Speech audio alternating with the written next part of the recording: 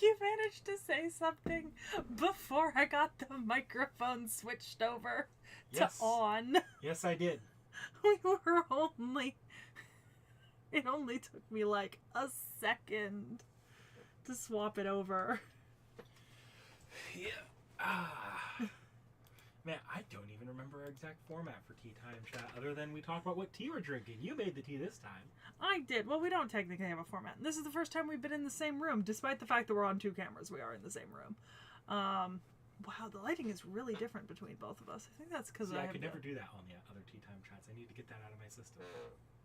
That was my knife. I think I was using it as a box opener in the living room. Damn it. Hello, everyone. Thank you for the welcome back. I know Nick Neck's been back for a couple of weeks now, but I'm back. But yeah, today we have... I made tea this time. It's Turkish pomegranate tea, which I'm a big fan of. I brought back, quite frankly, an obscene amount of spices and teas from Turkey. Like several kilos worth. Because I did the math wrong. Like I know in my head the conversion from kilos to pounds, but I switched which one was which and did the correct math, but in the wrong direction. And so I meant to bring back like a quarter of what I actually brought back, but I brought back like 4 times what I actually meant to bring back. So, you know, math. Now you just have a bunch of vacuum-sealed bags of spices and teas. I do. You know the best part about the spices? There's no labels on them. Like, I have, like, a vague memory of which one's which, but, like, I'm genuinely going to be giving some of these to people and just going, this is spicy. This is not. This has garlic, but it's not the only thing. And I'm just going to be like, just put your finger in, try a little. So I did technically put in one of the community posts that we would be doing some house cleaning on JP, or not JP, on FGO. Yeah. But I propose we handle this like the FGO live streams handle it, where we go over our travel documentary stuff first and bait out the time until we do FGO stuff later. Yeah, that would be smart. You should go first because you went on vacation first. Yeah, so in case no one got my hints, and I think I might even said it a couple times. Oh, yeah. I went to the Hawaiian Islands for my vacation. My family goes semi-regularly. I don't go that often, but my parents and my brother sometimes do because they have stuff they do out there. And you know, you have ancestry, so kind of level. Yeah. But for the Hawaiian Islands, I ended up going to the island of Hawaii, the Big Island.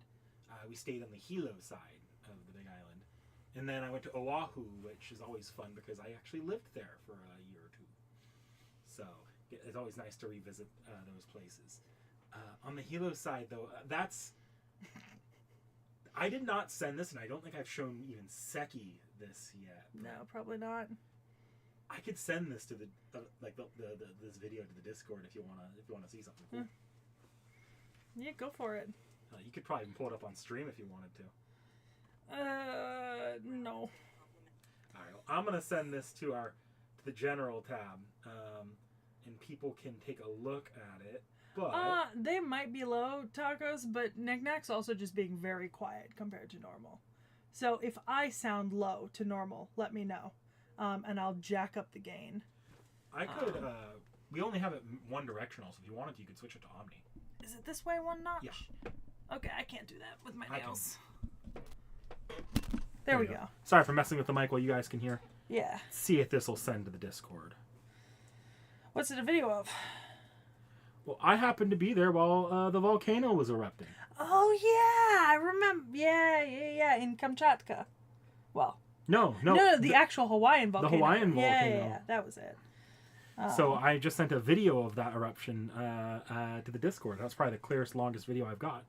Hey. You know, the irony of this is that the last time I was in Hawaii, there was also a volcano exploding, but that was like 15 years ago. It's not impossible to catch. It's just kind of hard to.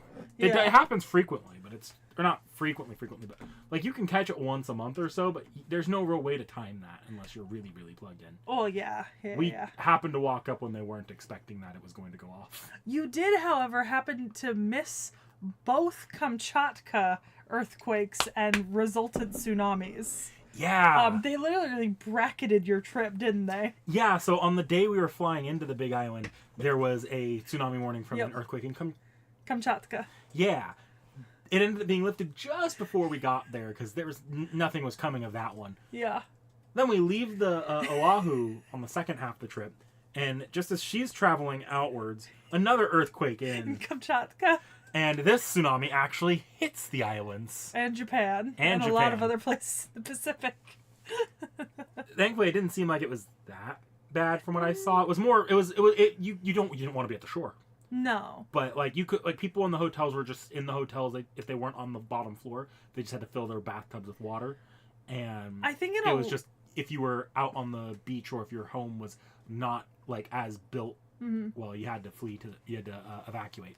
I think in a lot of places in Japan, the waves were only reported to be about 20-25 feet, which is small for a tsunami. It's big, don't get me wrong, but it's small on the scale of tsunamis. Yeah. Yeah. Do you have anything else you want to share about your trip? Did you do anything fun in specific? If this was a more traditional tea time and we're at home, I'd literally pull out all the teas I got because I got a lot of teas. Mm-hmm. A lot of teas, mostly just variants of teas with mamaki in it, which is this. It's a Hawaiian thing, I guess. Good for heart health. I also got this mint cocoa tea. That not Seki's thing, I'm aware, but it's really good. Nice. Well, and so I left the day after you came back. You got back really late at night. I left the next day around noon for my trip. And I was there while that event was going on too. Fantastically. It was about as well timed as that event was. No, it was better time. Technically better time. But it's funny that I happened to be there during that event and the original launch of the event happened to happen. You know how there's that Cernos lighting the city on fire? That was the same time as when there was a wildfire in Hawaii when that event first launched. Taco says, did you visit Don Quixote? Yes, I did. Actually. Yeah, we were playing Trade Winds IRL. So I left the next day, and I flew to Istanbul. And I flew with my mom because we were visiting family in a further destination. So I flew to Istanbul, and we spent 6 days in Istanbul first. So, we got in and we did all the really fun stuff. We went to the Istanbul Grand Bazaar, which has been around for 600 years. And let me tell you, a more uncomfortable place you have never been in your life. 600 years means no electricity, no AC, no airflow. It's a warren of hot and humid. We went to the Egyptian Bazaar, which was established in 1649 or something like that, 1652, somewhere around there.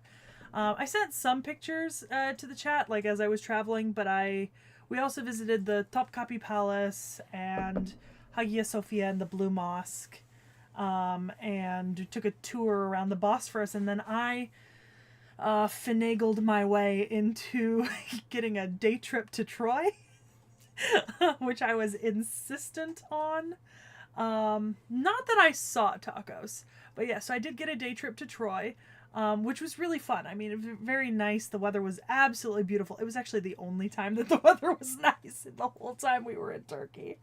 And I happened to run into a friend from last summer in Athens, in Troy, on the same tour, at the same time, same tour company, same bus, which was kind of serendipitous. So got to spend some time with a friend who just happened to be there at the same time. And then my mom and I flew on to visit family in Russia. That was a shit show. I can't even get into it without it taking 45 minutes. And then on the way back, we flew through Amsterdam. Didn't get out and see much of the city there, but because we just had an overnight layover. But yeah, I got back a couple days ago, and I'm just starting to get over jet lag. I think we were recording. No, we were hanging out yesterday. And I stayed too late, and I struggled to get home safe. There are genuinely a few times where I closed my eyes and had to force them back open while driving. I really should have left earlier or should have stopped for coffee. But yeah, I'm back. Mostly. Mostly. I have a bit of a baggage snafu that I am dealing with. But I brought back a ton of teas and spices. Knick-Knack's getting a giant fucking Toblerone later tonight. Disgustingly white chocolate. The absolute heathen that he is. White chocolate. Ugh. I was a good friend. I got the entire club souvenirs as well. Theirs were also all edible. Seki got coffee. Yep, and cocoa. And cocoa. Yeah. 2 different types of coffee and one cocoa from like this from a place that gets its chocolate supplied from the island. Yeah, I think I got you some lemon tea, and then you'll get the Toblerone, and then I think I also need to separate out some spices for you. It just, when they packed them in like 1 kilo vac sealed bags, so I need to I had to order space jars, and I'm just gonna have to sort them out and then hand them out to people. And then I think I've also got, oh yeah, you'll probably get some Turkish Delight too. I brought back a lot of Turkish Delight, but we have to sort it out and portion it, so you know, because it's giant fucking logs. You know, I've eaten so much Turkish Delight. I like Turkish Delight. Maybe not enough to sacrifice my family to the White Witch, but you know. I got that reference. It depends on the type of Turkish Delight. I think because there's generally 2 types. So there's one that's a lot more nutty and nougaty, that's more solid, that you can get that's very traditional. And then there's one that's usually fruit flavored and a lot more jelly And the jelly ones are very, very sweet, and the other ones are significantly less sweet. So it's depending on the type that you get and the flavor, it could be more or less sweet. But in general, I found that the jelly ones were very, very sweet. Although I did get an entire log of pomegranate, just because I love pomegranate. You know how it is. Yeah, I know how it is. Yeah. I don't know if I saw the wall that Constantine defended, but I did pass. I did see the Dolmabahce Palace. So, fun fact about you know how the Ottoman Empire fell in 1919 or whatever, and you know how it was known as the sick man of Europe because of its financial troubles. Well, so the Ottoman sultans used the Topkapi Palace, right, for several hundred years, right. The Topkapi Palace is the one that I toured, but obviously it's several hundred years old. It's not equipped with air conditioning. You know, it's old, you know what I mean? It's not a new updated palace. Well, in the 1850s they were hey, we want to have a new updated palace like all the other European royals. So they borrowed hundreds and thousands of millions of dollars from all of the other European countries to build the Dolmabahce Palace, which is what put them into the debt that led to them being known as the sick man of Europe and eventually led to the fall of the Ottoman Empire. So this one palace so I did get to see that palace too. And I just think it's obviously a very simplified explanation of the fall of the Ottomans, because there's a ton of other reasons why, but this was one of the biggest financial reasons why their government was insolvent in the late 1800s, which is hilarious. So I'll exchange out the place I visited in Hawaii. I went up to a place called the Kailua Ranch, which is a nature preserve. But 1% of Jurassic Park was filmed there.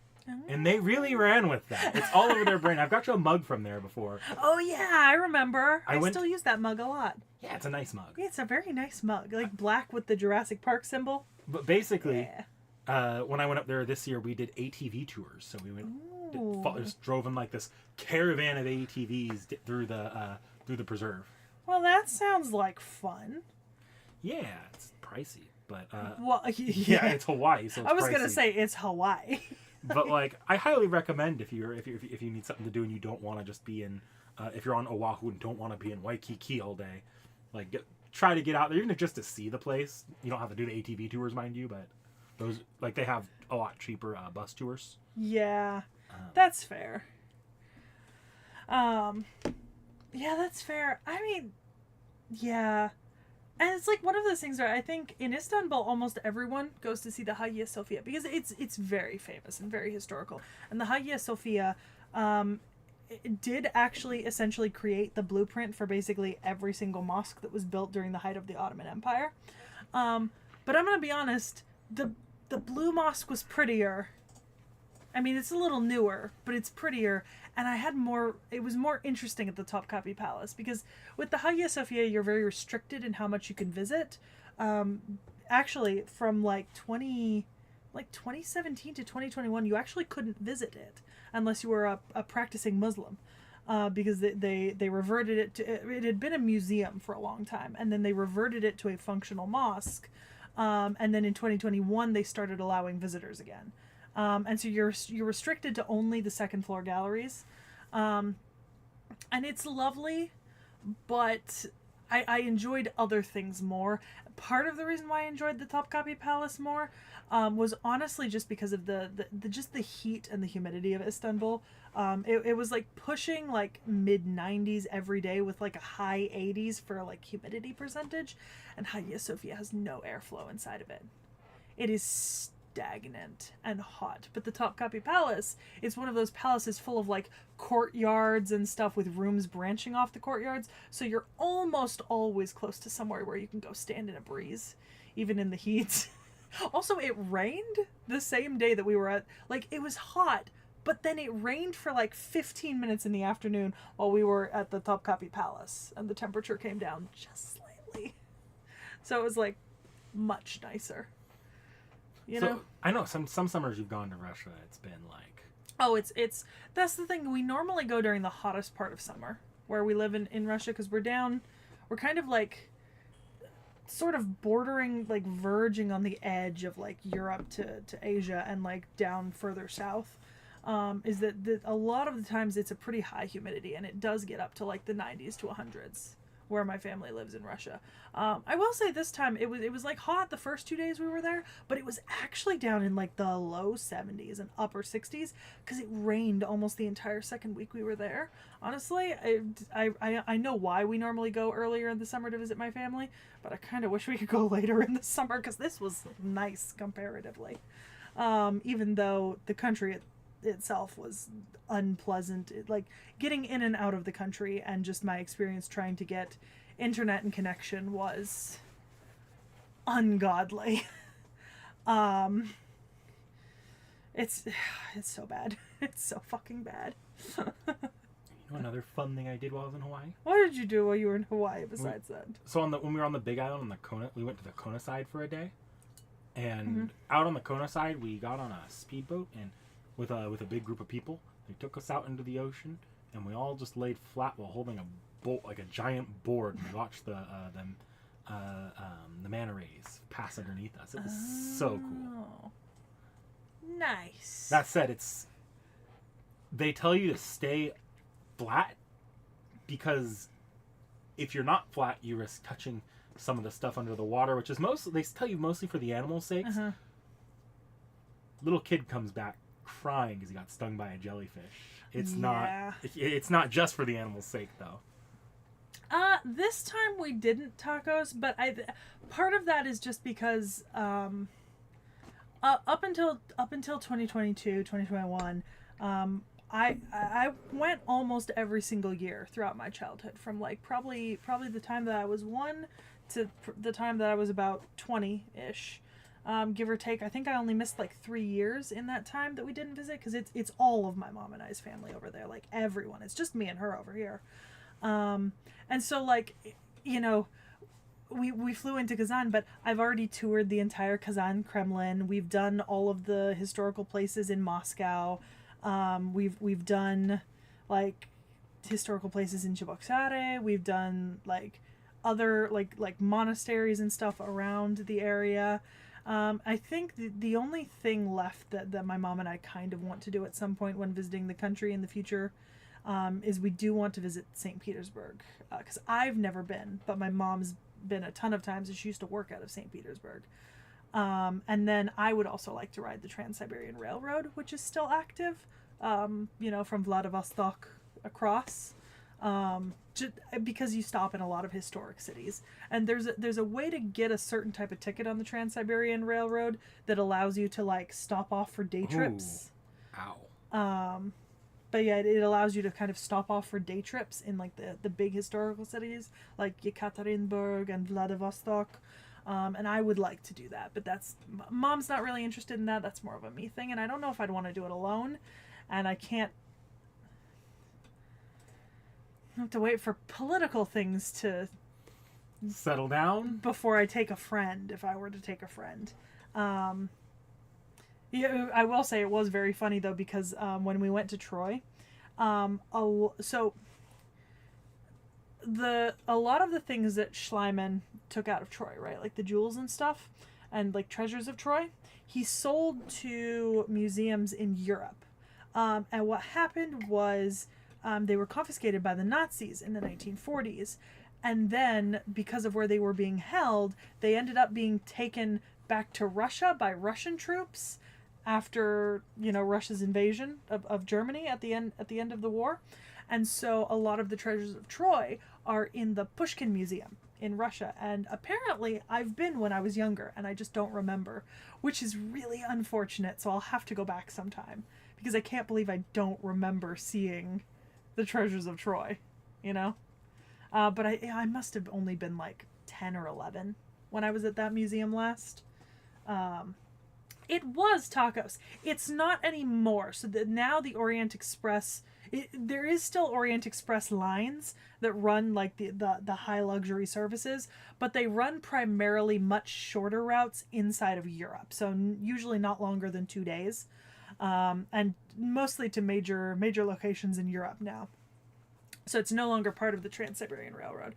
However, there is also the Trans-Mongolian Railroad and the Trans-Chinese Railroad, which is also called the Eastern Railroad. So you can actually junction from the Trans-Siberian Railroad to go down through Mongolia to the capital of Mongolia, and you can actually go down to, I think, Beijing, off the branching lines. So, I mean, it's this... And these are all still in use and, like, heavily used. So, I mean, that's pretty fucking cool. Yeah. Ew. Dead jellyfish. That's disgusting. Yeah. Some days I'll do an Orient Express. Were there any regional foods at all in Russia that you got to try? You don't get to eat here very often while you were there? Yes, but that's gonna change. So we didn't necessarily go out to eat, but obviously my grandma cooks traditional Russian food primarily. I actually followed behind her and got the recipes this time. So look out for days when I'm like, hey, you wanna make Russian food with me? Because I fully intend to make full use of the recipes I got. I got sirniki, kotleta, and chicken soup and mushroom soup, but you're not gonna eat the mushroom soup. No. And potato pancakes as well. Yeah, potato pancakes. And then in Turkey, I mean, we did fresh fish on the Bosphorus, and we did stop out for doner kebab and kebab, a few times, and then obviously just the sheer amount of fucking Turkish delight I've consumed over the last 3 weeks. It would almost make you not like Turkish delight if it hadn't been different flavors every time. I had so I don't like fish. That's probably the biggest problem with going to like a Hawaii or Japan and eating regional foods, because that's so much there, like a lot of fish, a lot of poke. If I had liked fish more, I'd probably have even more. If only you had my food preferences in Hawaii. But there are 3 things that are distinctly Hawaii or that general like region that you don't necessarily get easily here. The first one is their version of a Denny's called Zippy's. It is actually really fucking good. I get like good Korean fried chicken. Their chili is But yeah, no, that's like the stupidest one, but it's good. If you're in Hawaii and you see a Zippy's, it's actually worth going to. Stop at the Zippy's. Yeah, they have a good bakery too. The other 2 were shave ice in Hawaii. Hawaii does, I think, the Asian style shave ice, and they have their own set of toppings on that. It is a lot better than most shave ice you're going to get on the or you probably had before. And then the one that I like, this is my childhood donut. The Malasadas. If you've Oh played the my Pokemon, fucking God. Pokemon Sun and Moon, you've heard of those, or if you've been to Hawaii and you've tried around, they have my favorite are the ones they have this truck that goes around. It's a bakery as well called Leonard's. It's like crack cocaine, y'all. It's like better than any donut you'll ever have in your life. Have you had them from Hawaii before? Or have you only had the ones I've given No, you? I've only had the ones from you. Because like you can find them rarely in the States. Like some Hawaiian barbecue places might make them, or some like local like either Hawaiian or Portuguese food trucks might make them. They are not as good. The ones in Hawaii are just, they are that much better. On the topic of Zippies, did you see the recent interview with Jason Momoa? No. So one of my favorite British food channels, Jolly, did an interview with Jason Momoa where they went with him to a Zippies and he introduced them to Hawaiian comfort food. But what it actually ended up being was, because normally in a food interview you nibble on little things. No. I watched Jason Momoa and two British men absolutely maul an entire banquet of Hawaiian food. Like, oh my God, the quantities was absolutely fantastic. Oh. Yes, I was assaulted by many Hawaiian wyverns, actually. It was quite funny. You can see them just... FGO does not lie. Hawaii is overrun with chickens. Like, there are chickens running through parking lots. And they have... Hawaiian chickens, like every other Hawaiian bird, has no sense of fear at all. The only predator in Hawaii that can get them are mongooses. And those are invasive and bad, but they're not common enough to pose that big a threat to the population. So the birds will just come right up to you. The chickens will run right past you. Last time I was in Hawaii, a peacock attacked the back of our car. Hawaiian birds have balls bigger than you do.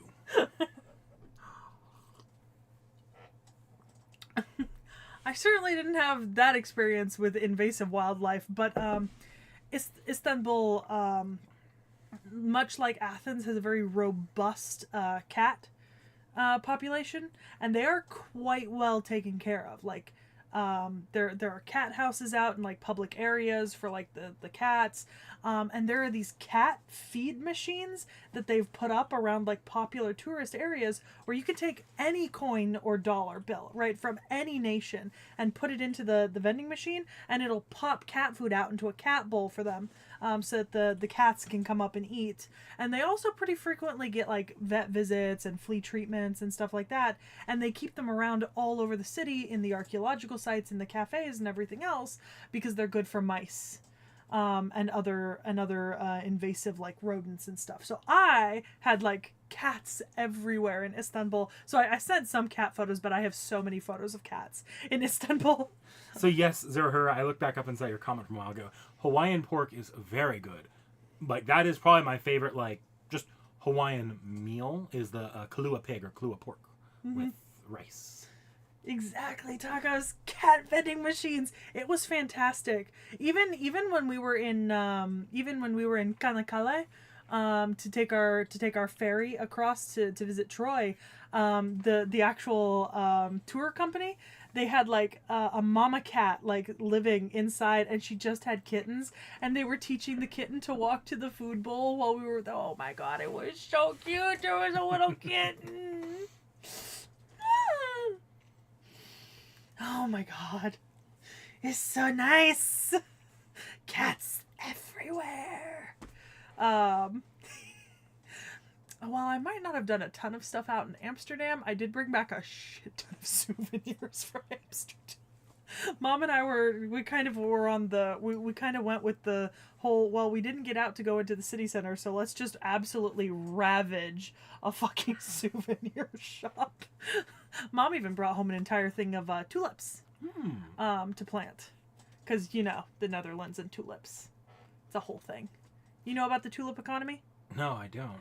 Oh, so like it's somewhat of an exaggeration the way people describe it now, but there was a point in history in the Netherlands where there was such a aggressive and vigorous trade over tulips, right? And different colors and special breeds and stuff, that they were incredibly expensive and a significant portion of the economy.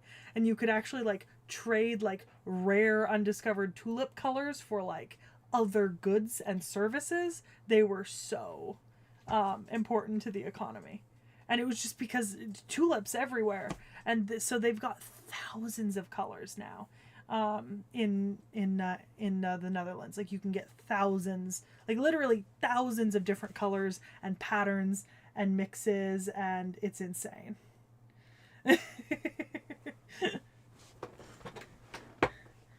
Oh yeah, I mean,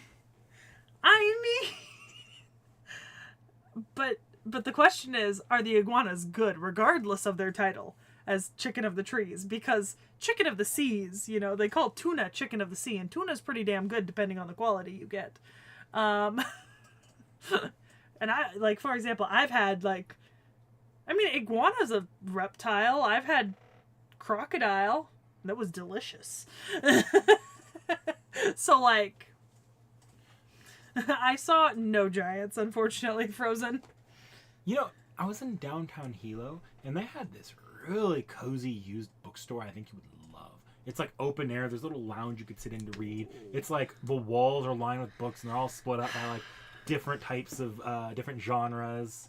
Oh, you know what? I did get one book souvenir while I was traveling. What'd you get? I got a single edition that has all 3 of the Lord of the Rings books in Russian. It was extremely heavy to haul home because it's a big hardcover book. Oh my god. But I did actually go into a bookstore. Just getting it ready. I want to make sure I don't miss my login. Fair enough. Oh, yeah, that's fair. Yeah. But anyways, so yeah, it was a fun trip overall. You know? Didn't spend a whole ton of time visiting family, but I mean, at a certain point, I mean, how much more are we really going to do if we'd been there for 2 months? I don't know. You've been there long enough to know. But that's what I mean. Like, we've done the whole, like, 2 months there thing. Mm-hmm. And, like, Russia is... The problem is Russia is so large that travel between places is kind of time-consuming. You know? Like, I mean, it's an over... It is like almost, like, a full, like 14, 16 hours just to get from Moscow to where my grandparents live by train. Like, it's not easy to travel around in the country, you know? That's why I've never been to St. Petersburg, because it's like a journey. But yeah. Yeah, no, that's why we use the train. We absolutely do not trust the aircrafts there. So we, like, yes, there's an airport, we could fly, but no. The train. You take the train or you drive. You do not fly. Still more reliable than Delta. Drive. Actually, Delta was more reliable. I had wonderful experiences with Delta this trip. Comparatively. Yeah. Well, because technically I booked through Delta, but because of the Sky Miles partnership, my first 2 flights were operated by Air France and my last 2 flights were operated by KLM. So nothing was technically ever operated by Delta.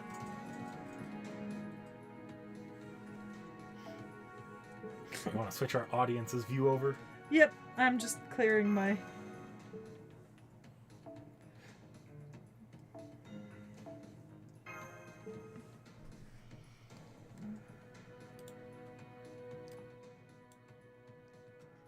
There we go. So you asked me to do a little bit of housekeeping for you. Yeah, I guess we've got a fair bit of housekeeping to do, actually.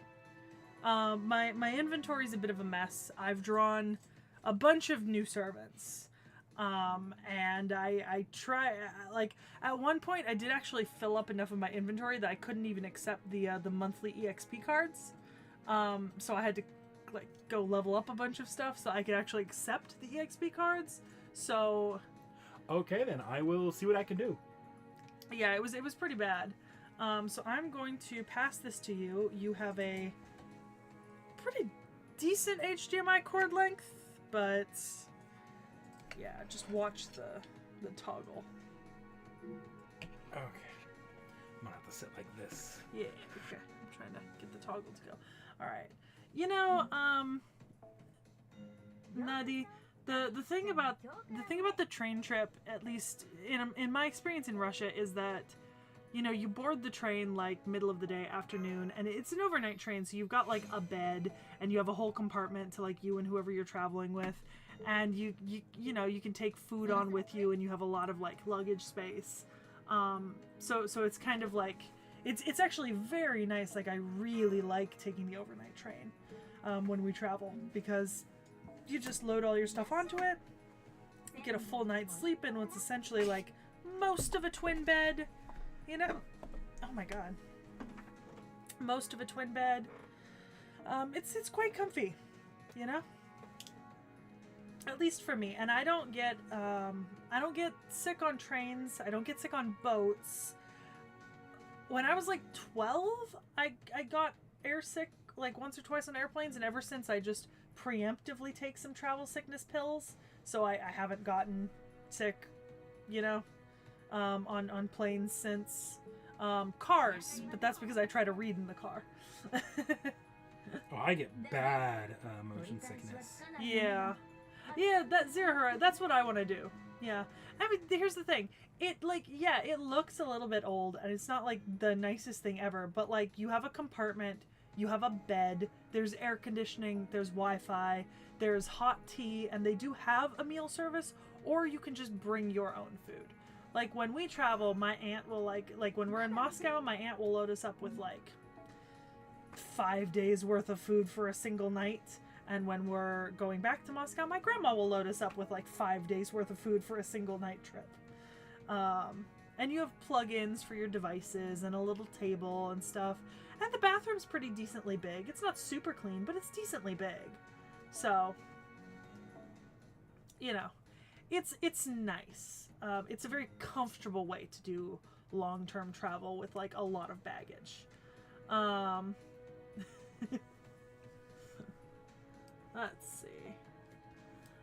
Frozen says, Knick-Knack, have you rolled on JP Anniversary? Yes, I did. I ended up getting 5 copies of the Anniversary server.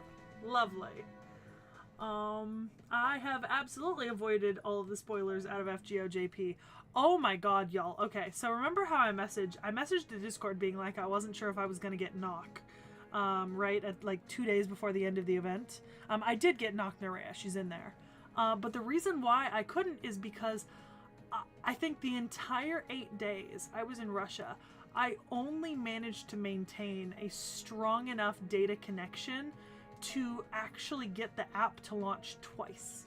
And when it did launch, the loading times for each fight were like several minutes long, and it was really struggling. So I really didn't even think that I'd be able to, like, I was trying to play my way through the event, and I literally couldn't get logged onto the game for like a large portion of my time.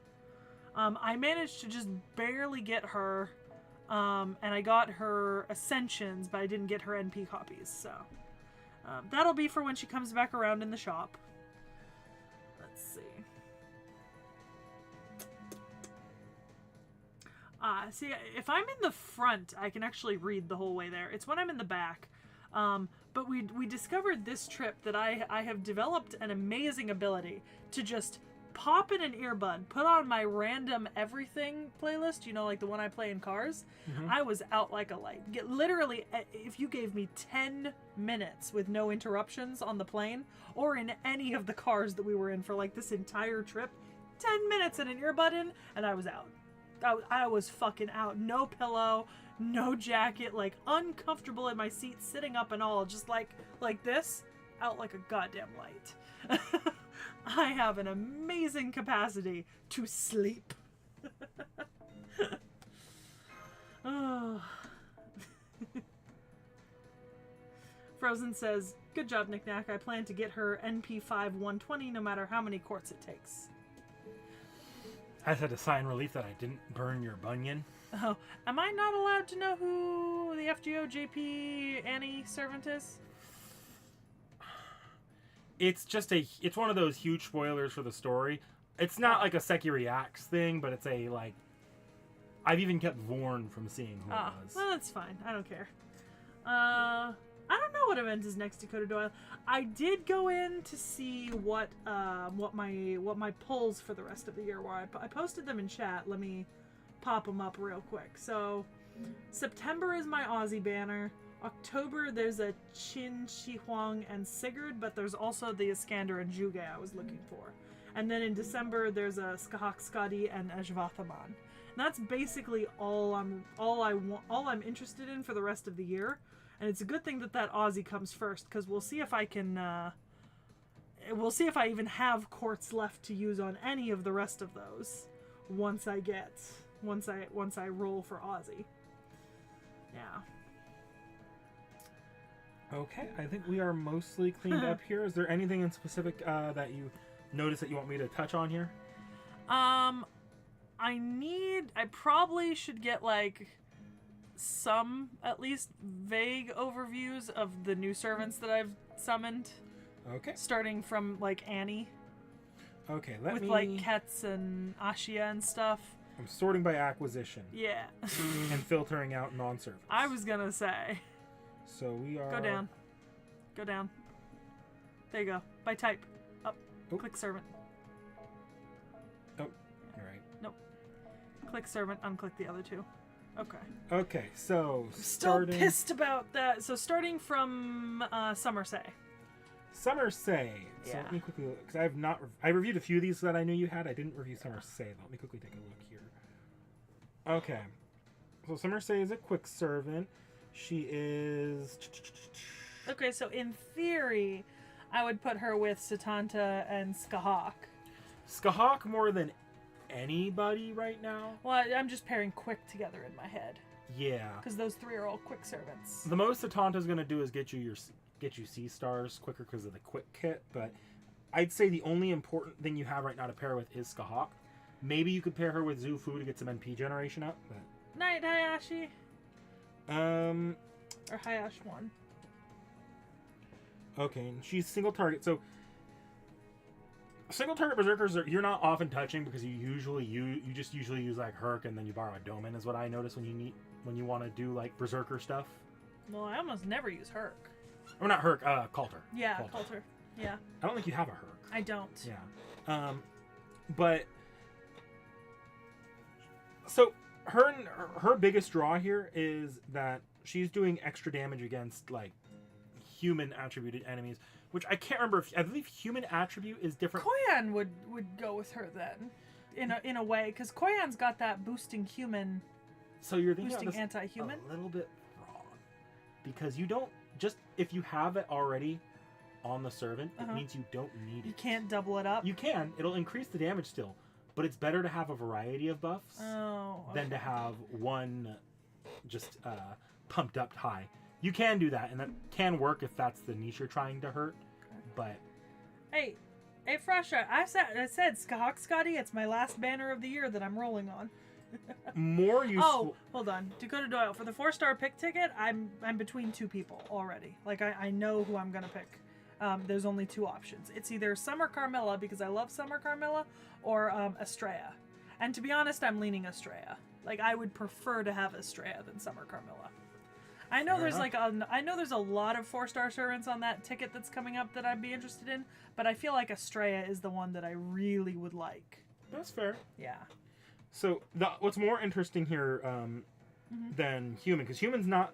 I don't know if that's human, living human, or if that's like human attribute versus human or different. I don't know the specifics off the top of my head. It gets stupid. But one you can Frostshard, vehicular manslaughter or suplex. The one you absolutely can easily hit here is lawful, because like every servant has like their lawful good, lawful evil, the alignment chart. Lawful enemies say is really good against. Okay. Shadow servant's not even that worth going over, because how often do you actually fight shadow servants? But she's fully. It looks like. Oh no, this is the. She's ascended. Yeah. Yep, not she's leveled. fully ascended and fully leveled. Oh no! Oh yeah, she. So yeah. So I put as much as I literally ascended and leveled as many things as I could while I had the mats. Okay. So a lot of these new servants you'll see I am up to full ascension, or I've got at least one or two. in the bank. So I don't feel like I need to go over Doman. I feel like you're familiar with Doman. Yeah, and also I'm missing mats for him, so I can't even get him up higher than what I have him at. But you know what you're looking at in the long run. Yeah. The biggest difference there is you might actually consider using him as a farming servant. You could borrow a Scott E, pair it with your Skahawk, and do a lot of damage to a wave of enemies. But still, your primary usage you're going to get out of him is going to be that. I'm just going to take an evil servant, chaotic evil especially, and they're just going to crit Coulter. really hard. Yeah. Coulter. Take Coulter. Yeah. But there's other servants that works with it. Yeah. You have a few of them, I think. Ketz is next. Ketz. So Ketz single target. Oh, you have her fully maxed out. Oh, too. yes, I do. Okay, this is actually. And I'm up to Bond 5. So already. This is really nice for you to have her fully maxed out by now, because this gives you a solid single target boss killer besides Coulter. And Ketz, if I'm not wrong, I have to look at her buffs actually. I don't know. So she does have a buff that you can get. I don't remember what her buff does. So chat, if you want to remind me what her buff does, that'd be great. I think it's going to buff this charisma here. But Ketz is just going to hit things really hard. She's... yeah. It's just it's a good boss killer. You see a caster or a berserker and you want something to hit it with, Ketz is a good option. It's about as good, if not better, than your Coulter. I still need to up her skills. I haven't touched skills yet. I worked on Ascensions first, but Starbomb. Yeah, Starbomb would help her. Okay. Because her other thing is you want to be critting with her a lot. Okay. You're not going to be using her with a Doman team, I'm pretty sure. I could triple check that, but yeah, lawful good. Yeah. So she doesn't work super great with Doman. But otherwise, you're basically just hit the NP really hard after buffing, and then you have crit increasing stuff here. Okay. Yeah. So Summer Ushi's next, and I don't have the mats for her. Yeah, Summer Ushi, I am a huge Ushi fan. I've never used Summer Ushi in my life. I had her in my team when I was doing the event because she got a damage boost for being just a summer servant, and that's why her bond is leveled up. But I'm so assassin mats are the thing I'm lacking the most when it comes to leveling almost anything, which is I think why Domon is still so low, because he needs like assassin, caster, and something else. Frost Shard's right, I see it there. I knew that. Ushi is a farming servant, so AoE. Because she's an assassin, she has reduced damage compared to other servants, though, and she's a 4-star, so her stats are lower. You're probably going to have a harder time getting the damage you want out of her, especially at NP1. Okay. One thing that's fun here, though, that you might be able to make use of, if you ever hit a boss that it's just like stacking like attack ups, damage ups, all that kind of stuff, her NP is actually going to wipe those out for when you drop it. So that's nice. If you ever want to just stop a boss from having 50 billion attack buffs, you could do that. That's nice. Otherwise, technically, she's functional in a Scotty like looping system. You don't have a Scotty of your own though, so you're probably not going to see that much. That's probably the most you'll get out of it is the attack clearing. Well, hey, maybe if I'm lucky, I'll get a Scotty this winter. Maybe. Like I said, it's one of my 3 banners for the rest of the 4 banners for the rest of the year. Meltrilus. So these 5 are the ones I was very well prepared to go over today. Yeah. Melt here is... oh my god, I've used Melt so much. I'm going to recommend... You're probably going to want to buff this skill here, the skill Swan 1. Lake. The reason you want to buff Swan Lake is because Swan Lake, when it's fully level 10, it's actually got a faster cooldown time than its turn count. It will last 5 turns, and it cools down in 4. Oh, nice. So, it just means that you pop that skill, and she just has an attack bonus. Hang on, I'm gonna... Hash one. I actually only rolled on that banner to get Summer Baobon, and that's the only one I didn't get, and I'm very upset about it.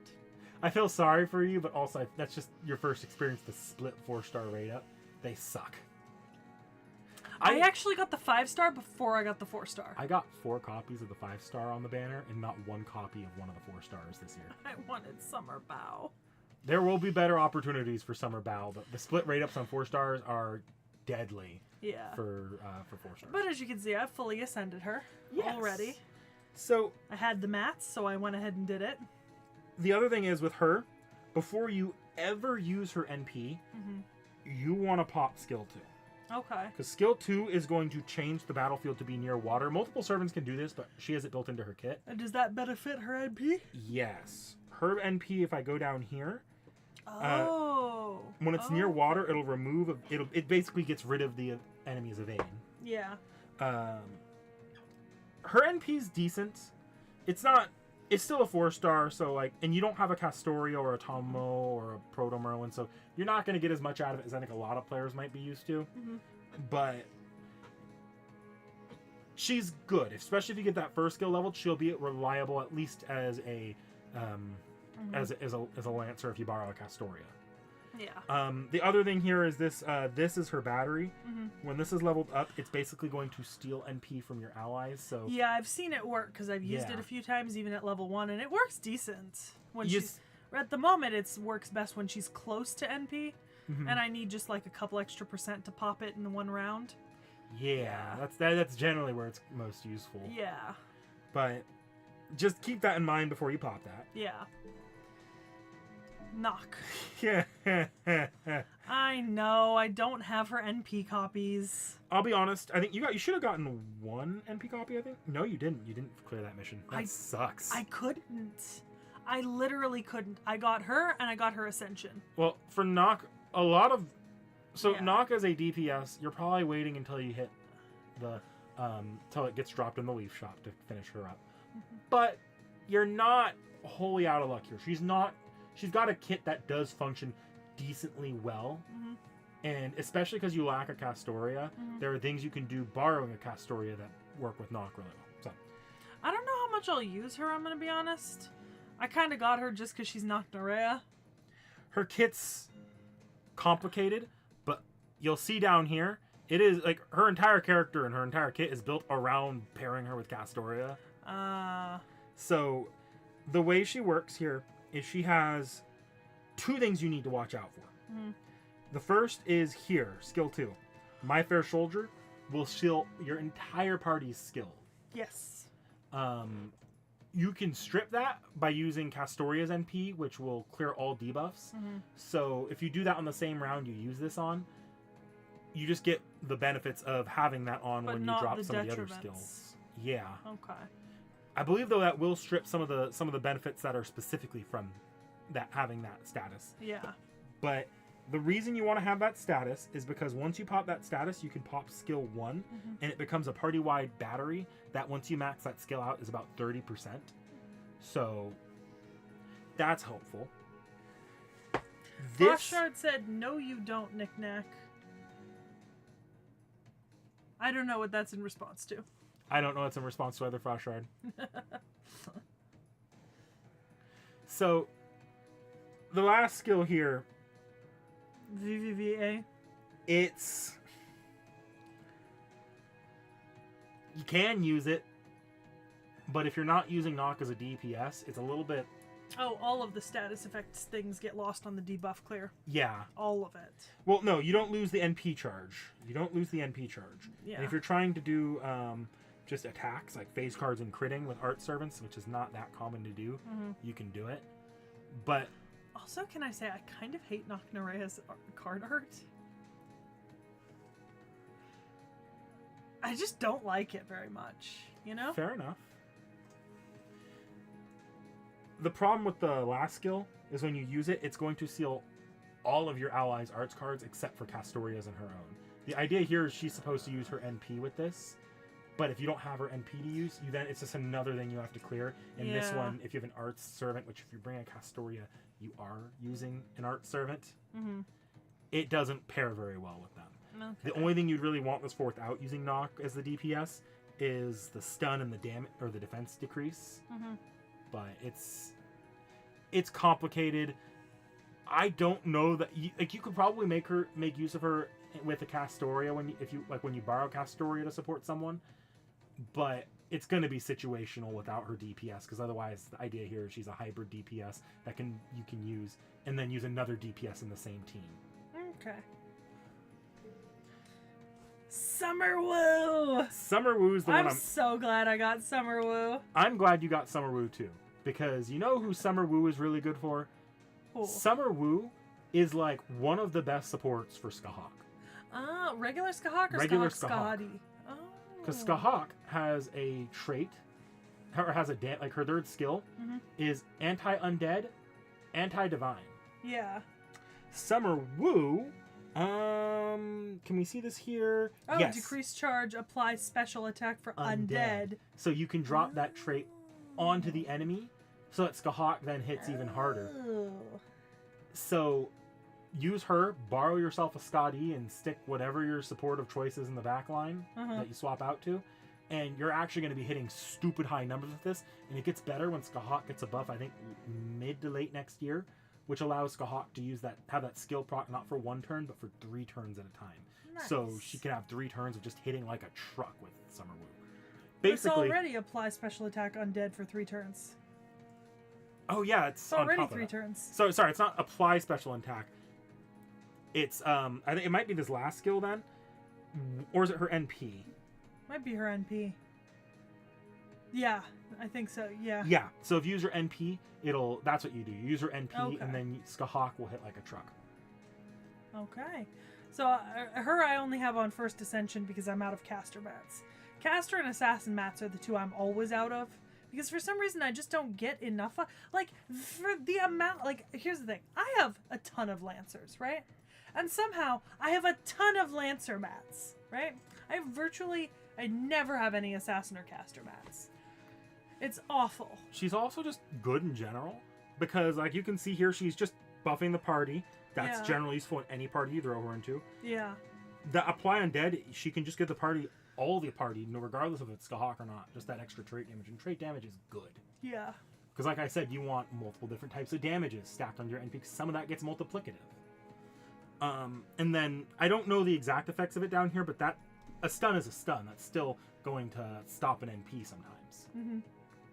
So Nice. this is a fantastic servant on your account here for what you have on your account. Mm-hmm. If you had your own Scotty or an Oberon or some like sort of ancillary support that helps with this, you would be set. And I like Summer Woo anyways. I mean, I wanted Summer Woo. I have regular Woo, but now I have Summer Woo too. Barghest. Oh my god, that art. Jesus. Barghest is an interesting one. I don't know that you have... Do you have any other major archers? Not on 4-star that I'm seeing. Well, you have it on Acquisition. Yeah, I don't remember you having many archers. That's the thing. I don't think I do. So, I have one other archer that I've leveled a bunch. It was your Tristan. Oh, you have Tristan. I have Tristan. I think Summer Barghest is supposed to be better than Tristan, I think. But, so, Summer Barghest. She's, if you go down here, she's, Art Servant. So you're going to Zufu Castoria with her. Yeah. She has 2 different... Oh, you have her NP2. That's nice. Yeah, I got 2 of her. Because I was only going to roll once. You were trying to get on the banner, Balbon, but you got 2 of her. But and one of the Melu. when you have 4 stars like this, having NP2 is really nice, because that's going to significantly increase their NP damage, which they need with their stats. Yeah. But Barghest's big thing here is she's primarily just doing damage. There's some other stuff, like she has like another one of those, like kind of like My Fair Soldier, but not, I don't think it has any detriments to it for protecting the weak. She's a pseudo support for low rarities. Like you pair her with some, like if you have low rarities, I believe they provide her extra benefits. Kind of niche. I don't think you're going to ever really go out of your way to use it. Yeah, I mean, I ascended her because I had the mats, because once again, I don't have that many archers, so I had a ton of, like, archer mats and the ones for her, but... Where she is going to be helpful to you, though, is, for one, because you don't have your other archers, Tristan, so she at NP2, she might be better depending on your Tristan's She's NP also level. fully ascended, and I don't think I have Tristan fully ascended. I think I'm missing his actual, like, material, not just the statues. Her NP is swappable between single target and AoE. I have seen that, yes. So you can pick which one you want to use, which allows her to fill, at least for the time being, while you don't have very many other archers, any role you need her to. She fills both. And this skill 2 here, is where things are going to be helpful for you, because you don't have Summer Ibuki or any other cooldown supports besides Koyanskaya. So there are going to be some servants in the Koyanskaya system that might occasionally fail to reproc their skills with just Tukla and Skaya's NP batteries, if they're like one away from being able to use their skill an extra time, you can use her to re up their skill on that third round. Okay. So that's actually pretty nice. Yeah. Now I'm gonna be honest. I haven't even looked at Summer Melusine besides getting her up one ascension, and that was all I could do, because she's a fucking ruler, and between her and Ashia, I am suffering. Oh, and him. Oh, Holmes. Yeah, between her, Ashia, and Holmes, I am suffering in terms of trying to actually like level the three, like fucking ascend and level the three of them. Like, it's awful. So I'm gonna be honest here. On a gameplay level, she and Ashia are probably tied as your best 5-star servants right now. I'm sure Not counting they are, Skaya. but I can't level them right now. But because I don't want to play with Bunyan. I'm not a huge. I don't really like Bunyan. I don't want to play with Bunyan. So her entire deal is she's just going to Noble Phantasm, and she's going to Noble Phantasm hard. Yeah, very, very hard. And then she's going to crit things. Very hard. Decently hard. Yeah. I also see that near water attributes with her. Would she work with Meltrillis pretty well? Because they both got the near water bonuses. Potentially. That might be worth testing. I would be careful, because if you had a second Castoria to use, I would say, yeah, no, it's definitely worth testing. Her, possibly not, but if you can pull it off, it would allow you to do that. That said, that effect is... It's just gain C stars, but like... Yeah, still. The C stars and the critting are nice. It's not going to be the most important thing that you can be going for, because she is going to be able to... She's probably your best, like, farming servant right now. Like, when you're playing an event and you're doing a lot of easier fights, like, why am I playing this fight 20 times and I'm taking, like, 3 turns, like is she 5, AoE 8 turns? with her NP? She's AoE. Okay. And this third skill, I believe that's a 100% battery when max level. Okay. Pair that with a Castoria's 50% along with NP gain up, and a Zufu if it's NP gain up. That's almost every turn, if not like every other. And have some support, whether it be Koenskaya or your future Zuge in the back line. You might be able to 3-turn loop with her and do decent damage. Because you aren't exactly well built for arts, you might not make it that high into HP, but she's going to be significantly better at pulling that off than your Odysseus is right now. Summer Melu's third skill, 80% battery at 80%. max level. Okay. There's ways Still to get pretty around decent. that, though. Yeah. So, well, because if I added like a support CE card to her that had like 20% battery or something. which is absolutely worth it right now. In the future, if you Yeah. get a CE called Black Grill or an events, if you want to have an event CE on her, that might be different. In that event, I would actually recommend, so I haven't gone over a pen skills with you. I wouldn't recommend touching them yet, but a pen 2 here, when you unlock it and it's max leveled, it gives you 20% battery at the start of the fight. So pair that with her 80%. Yeah, and it's would a full get charge. you 100%. Yeah. Okay. So this is one of those petty feelings for Balbon aside. Because she's not what fucked you out of your Balbon. No, she's not. That was Barghest. Yeah. And I'm a little bit salty that I got NP2 of Barghest, because I would have rather had one Barghest, one Balbon if I had to have 2. I mean, I would have preferred 2 bows. And I wish we could have gone over Balbon, because Balbon's fantastic. And Summer Bow is so cute. She's so cute. But this above, like, not Barghest. Barghest it's nice that you have an archer to use. Yeah. But this is your actual consolation prize here for that. Yeah. Because she is probably going, if you can get her like max leveled and really work on her skills, she is going to make events significantly easier for you to get through quicker. Dakota Doyle says, I have a solution for your mats issue. Pure prisms. Pure prisms. But like, I think let's go into enhance to take a look at Ashia and Melu. Let's look at Ashia first. There he is. Yeah, assassin and caster, and then let's check Melu real quick. Assassin, caster, and berserker. So it's like I need statues. Here's the thing, I don't even know if I'm missing like the actual materials that I need, because I don't have enough statues to get them up. Well, in this case, I'm going to take a look at our upcoming events. Yeah. Because I want to take a look at the shops. Because shops are going to be your best way of getting statues. Yeah. Because like if I could buy the statues I'm missing with pure prisms, I would. But I don't think the statues are available in the pure prism shop, are they? They are. Oh, they are. It's just how much you want to do them. Like if you really want a servant level, do it. Oh. I was gonna say Dakota Doyle asked how many pure prisms I had, so I was gonna go check. Take a look in a second. So you need caster assassin. Yep, caster assassin and berserker. Berserker. Yeah. Let's see. So in the next shop there are caster and assassin mats. No berserkers for that one. So Melu's SOL here, but there's 20 of each in the next shop. Okay. And then there should be another 20 for gold. Let me check the event after that as well, though, real quickly before we go to pure prisms. Mm-hmm. See if berserkers are in the Moon Castle event. Yeah. And it is really the. I don't know where I'm at on the gold level statues, but I always have more of the gold level than I do of the silver. I think is the problem I've run into. Like generally, if I can get a servant up to the point where they want the gold statues, I typically have enough where I only need like one to make the ascension work. But it's these lower level ones that I'm really suffering on. Is I just don't have enough. There are 20 berserkers in the event after that. So if you farm the caster and assassin in the next event and berserker in the following event, you'll be able to clear that.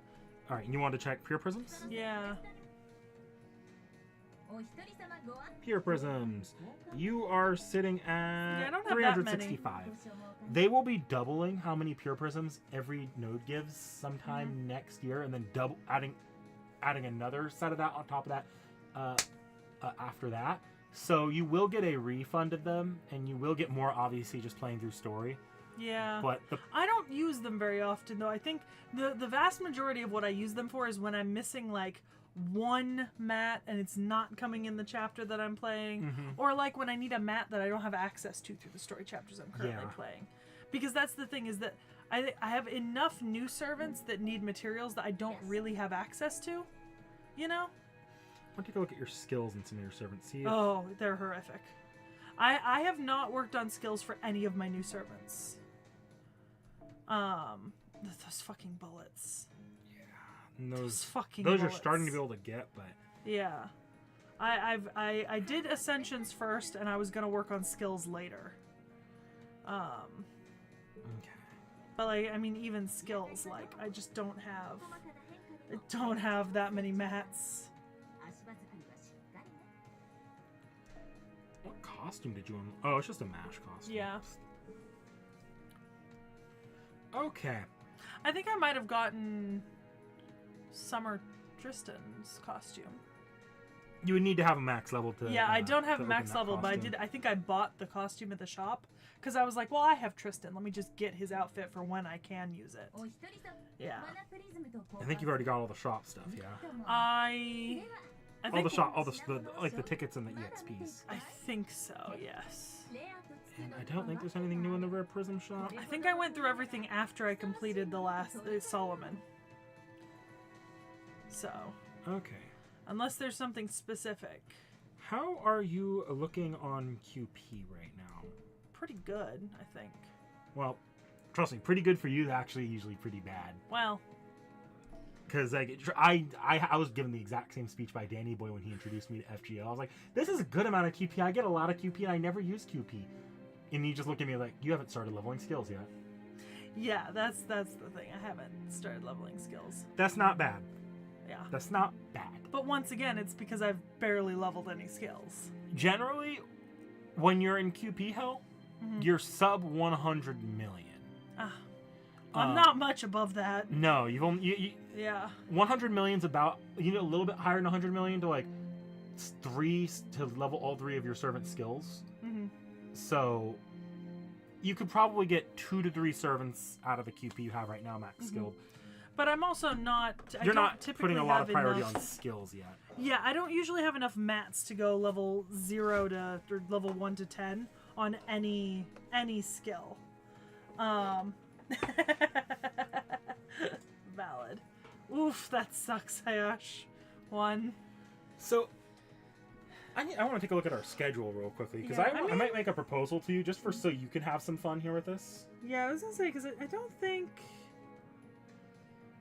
Yeah, I don't think I've started working on practically anyone's skills. I might have tried to go in and do someone's skills, but I think I would have only gotten like 1 or 2 levels in before I hit like just can't do it anymore.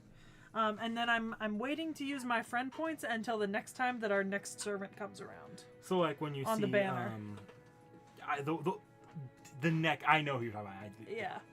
That's what I'm waiting for my friend points on. That's why I have so many friend points. I think we're supposed to have a banner eventually. Yeah. That's fair. Yeah. Yeah, because there are servants that I think I don't want to. There's a lot of servants that I like, but I don't really intend to ever use them per se, and like I'm not gonna bother on their skills at all. You know, like I'm gonna be honest. Bargus doesn't really seem like someone I'm gonna be using, like in general. Melusine is fine. I'm only mad at her because I didn't get Bow. So like Melusine, I could see myself doing the skills for, you know, and Ashia I'll be doing his skills, etc. But once again, I kind of whatever I have mats for, and gems is gonna be if I start really going in on leveling skills, gems is gonna also fuck me over. Yeah, but like, you know, yeah, max ascension I'll be trying to do for most of the servants, but you know, I'm not gonna focus on skills for stuff I'm not using. I want to check something here because I want to. There's something I want to gauge a proposal, but I need to see how ridiculous the proposal is before I propose it. Okay.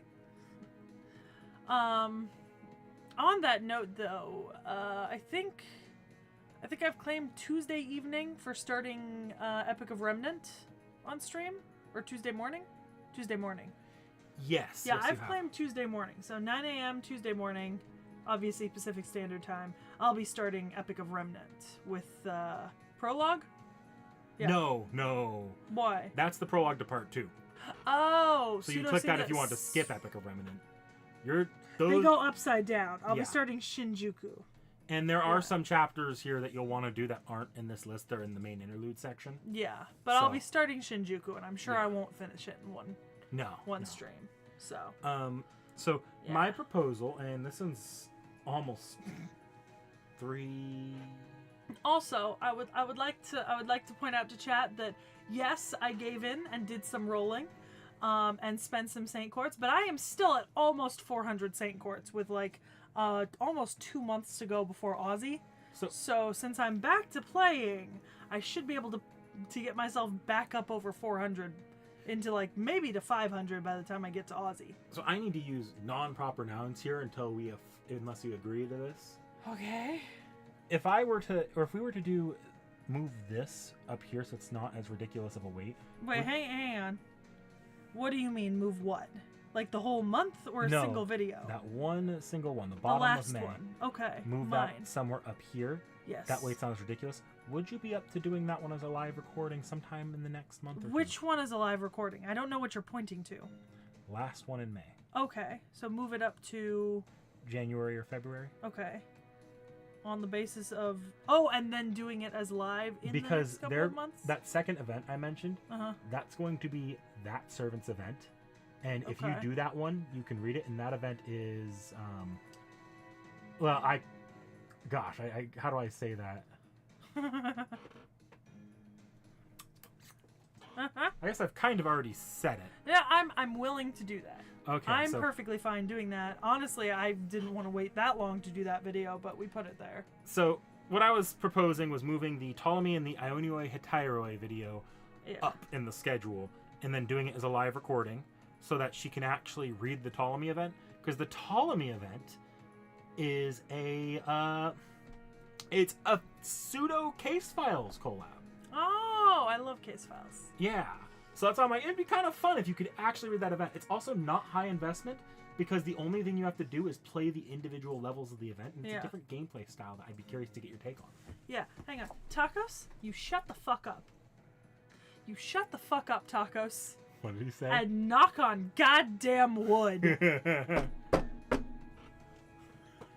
So, I'm sorry. Don't you even insinuate that I'm gonna need to go to pity for that fucking servant. So yeah. I will cry, Tacos. I will cry on stream rolling for him. So we'll probably have to do that one sooner than later because they are right. It is in September. Okay. But we could insert it in there and... We can find time. Well, if you know what dates it is, we can find time in our schedules. Yeah. Like our general life schedules. Yeah. You know? Yeah. Hilariously, there is something that will be kind of spoiled, but it's not actually that important, and there's a lot more to show with it, so I'm fine if it's a little spoiled for you reading the event. And you got goldfish memory. So, yeah. But yeah, we had, I think one of you guys gave us sort of the proto idea for the Ione Hetero video like a long time ago, like probably like a year or two ago. And I had it like written down on a notepad, and then a year passed, and then I was like, could we do it this year? Meaning 2025, obviously. And then Knick-Knack was like, not yet. You know, couldn't do it earlier in the year. So, you know. Ugh. What welfare servant do we get in November? November. What if... I need to go back to the upcoming events. I actually forgot. Normally I actually have these all... Oh, it's a Gouda event. It's not a servant you're familiar with, and you don't have Japanese history memorized on the back of your hand to know this particular character. Yeah, only the Boshin War stuff mostly. Yeah. So I'm pretty sure you won't be familiar with this character well enough. Don't wish that energy on me, chat. Stop it. I don't want to go to pity. I don't want to go to pity over Aussie. So we're looking at Aussie right now, right? I can't afford... It's end of October. Why? So let me see if I can tally up what you're looking at here for Aussie. I don't want to go to pity. I want him to appear in the courts that I have. When is Aussie's next banner? Here, I have it written down in chat.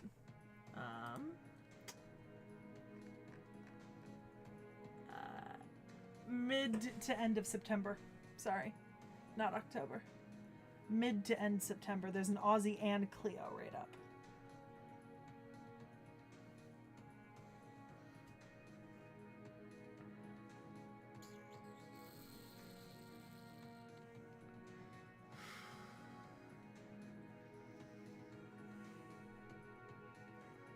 It's there! I made sure I was in the right year. 2025 NA. I'm sure you did. It's just a mess to sort through. Yeah. I think it's closer to the end than the beginning, as far as I'm aware. Chat, let me know if anyone knows off the top of their head which event that's going to be associated with. Oh.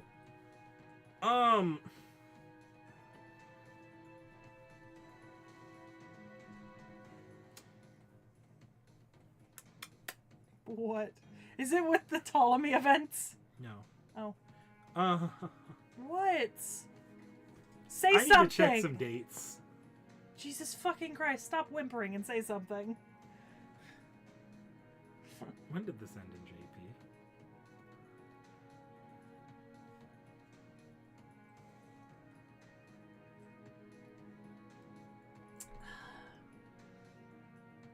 No, Tacos, I will expect the best and then cry when I get pity.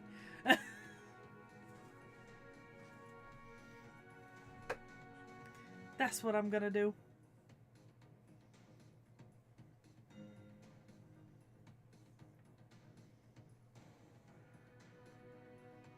I might have. I just didn't hear much about it because, as I said, I don't use him currently because I don't really have him. So, You know. But it's pretty cool that you got a buff. I'm happy for that. So, their banner is actually probably dropping. So 4 days after that. Not this Saturday, but next Friday or Saturday. Oh, nice. So, beginning of September, close, or end of August. End of August, yeah. End of August, yeah. That's what I thought. It was, yeah, because it showed up in the September banners. Like I said, depending on how many courts I have left over in October and December, I've got a couple other banners that I'll roll on. Now, who is part of the Ptolemy event is Zuge is going to have a banner in the Ptolemy event. Yes, and so is Iskandar. They share a banner. Well, it's not a shared banner, but it's like they're both at the same time and they're both on advertisement. It's not a shared banner. They don't share 5-star banners anymore. Yeah. There's also a Chin and Sigurd before that in the month that I'm interested in. And then Skahak-Skadi and Ashvathama later in the year in December. I have decent chances of being able to roll for Skahak-Skadi and Ashvathama. I might not roll for Chin and Sigurd. It depends on how many courts I have left over after Aussie, if any. Because if I don't have any, then everything else goes too. Yep. But if I do have it, like a decent amount of courts left over, I might roll once on them. Yeah. My recommendation is to double down, triple down, get through as many story chapters as you can. I'm still not going to be streaming this game more than once a week. And unfortunately, chat does not want me playing it off stream. You could do I guess you finished all your rank ups, didn't you? I don't think I did. The rank ups you could probably do off stream. Yeah. And those are going to get you 2 a pop. Yeah, I'll have to see what I've... Can you stop flipping that box around? I'll have to see what I can do in terms of, what I've got extra. Because I think I still have... Let's see. Because that's in... It's in main interlude, right? No, it's in Coldea Gate. I know, this menu's... This menu is fucking stupid. It's going to get cleaned up eventually once you get far enough. It's fucking stupid. Yeah, so that's 20 quartz there, plus another 10 per 10. I still have a bunch of these. You have 40 quartz in there. Yeah. Yeah, I got a Some ton of those are going to have doubles, so if you just kind of poke at them casually on your own time, you will get quartz passively. Yeah. Same with the interludes, but the interludes actually have stories to them, so yeah. Yeah. So I've still got some other ways to earn quartz that I can work on off stream. And obviously you have the free quests. But... Dakota Doyle says, you can play Agartha off screen, we don't care about that. Yeah, you want to know what chapter that they're not going to vote for wanting you to read? It's going to be Agartha. Can you play multiple chapters in this simultaneously? Yes, you can. So the Epic of Remnants, all 4 to 6 of them, the 4 Epic of Remnants and the 2 main interludes that are part of this, you can play them in any order you want. And you don't even have to play them. You can technically skip them. You should put up the poll to whether or not people want me to play Agartha on stream or not. Because if they don't, I might just play it off stream for the quartz farming. I'd be tempted to do that, while I'm doing Shinjuku, you know? Shinjuku on stream, Agartha off stream. And then we're still doing off the shelves on both of them. Yeah, you'll still get an off the shelf on Agartha. You'll still get me talking about the story and stuff. I just won't be reading it out loud on video. Yeah. Yeah. Anything that's Archer of Shinjuku and stuff like that, yeah, I'll be able to see the names of once I've played the chapters, I think. Or Assassin of the Nightless City, which should be, Agartha Scheherazade? Or is that Caster of the Nightless City? Caster of the Nightless City. Yeah. Caster of the Nightless City. Yeah. Well, there, I posted the poll in the Discord. I think I'm reading Salem on stream irregardless because I'm interested in Salem. But yeah, so there's a poll in Discord now, guys, about Agartha. Yeah. Let's focus on those 2 for now. Yeah, Shimosa and Salem are so far away because I've got to get through Shinjuku first. Yeah, I gotta get through Shinjuku and Agartha, and then I'm probably gonna post a poll because before Salem and Shimosa, I want to post a poll for Seraph The chapter I'm actually reading on stream right now. Actually, when we do that off the shelf, I'm actually going to take over editing for that because I'm also going to tape on to the end of it an analysis because it saves me from doing 2 separate review videos on it to do just tape of my analysis onto the end of it off the shelf. It's going to be a Franken video. Yes. Chat might be right. You might require assistance with Shimosa. Well, I'm not gonna. I got a while before I get to Shimosa. But yeah, and then we'll do the poll for the other ones as we go. Yeah. But yeah, so I'll be back with FGO finally. Finally. I'm so excited. No, actually, you know. On the topic of FGL, I made a Google. I told you about the Google Doc yesterday. Yes. I have compiled a list of some of our early events, and the way we're going to go about that is I've given Seki the YouTube video link to these events so she can skim the story in Watch its him at visuals. 2 times speed. Yeah, and then I gave her the transcript so she can actually read it at the pace she likes. Which will go much Which faster. is important because I've made... I didn't necessarily point this out to you yesterday. I made notes on some of these things. Watch us absolutely fucking... Look at the first note of some of these. Oh. Respectfully, watch Please watch on ×2 speed. Respectfully, watch us absolutely fly through these events just because you've allowed me to read the transcript. Like, oh my god. That's like these events become a one-day activity if I'm allowed to read a transcript. The worst part is I have to reread these ones because unlike the Singularities, I don't have my thoughts on them mostly memorized since I've only ever read them once and no one talks about them anymore because they are old as fuck. So I'm probably going to be bitching about as much as you are at some of these. We're going to pace them, but I'm just going to propose them when we fill out spots for off the shelves like normal. 07 knickknack. 07? I don't know. I don't know. I don't know. Yeah. So my account is looking marginally better with that addition of Melusine and Ashia. Marginally. Marginally. Askahakscotty would be nice. Very. I'll roll for her at Christmas if I have the courts for it. Well, I don't know if she's exactly Christmas, but she's in December. So you know, I'll give it the good college try, even if I can only roll once, given the amount of money, the amount of courts I'll have. But we'll see. Look, I can never have too many meta support servants. Well, when you start hitting a point where you don't have QP and mats for them, then I would argue you do have too many supports. No, because then they turn around and help make it a lot more pleasant to get the QP and mats you need. I have yet to have a pleasant experience getting QP and mats. Actually, no, that's a lie. I had one good experience getting QP and mats. And it was that first event that I played. Oh, Fairy Night Cup. Yeah, Fairy Night Cup. That was my good experience. It gets a lot easier when you have good AoE things going on. I heard it was 1,000. Am I gonna get that when 10th Annie comes to NA? How quickly are you catching up? Because you have to have cleared the... Yeah, I think you have to have... It was either clear or started the final chapter before the end game. That's 2 years from now, right? Yes. You want me to go over how many chapters you have to get through? Well, I have to get through these 4. These 4 plus the 2 remnants. So the ones doesn't count. Yeah. One literally... So one of the chapters that you have to clear for 1.5 is just the Christmas event of that year. Mm-hmm. It is like only like a fifth so of the length of the chapter. Six things. Yeah. Yeah. And then you have the prologue, which is...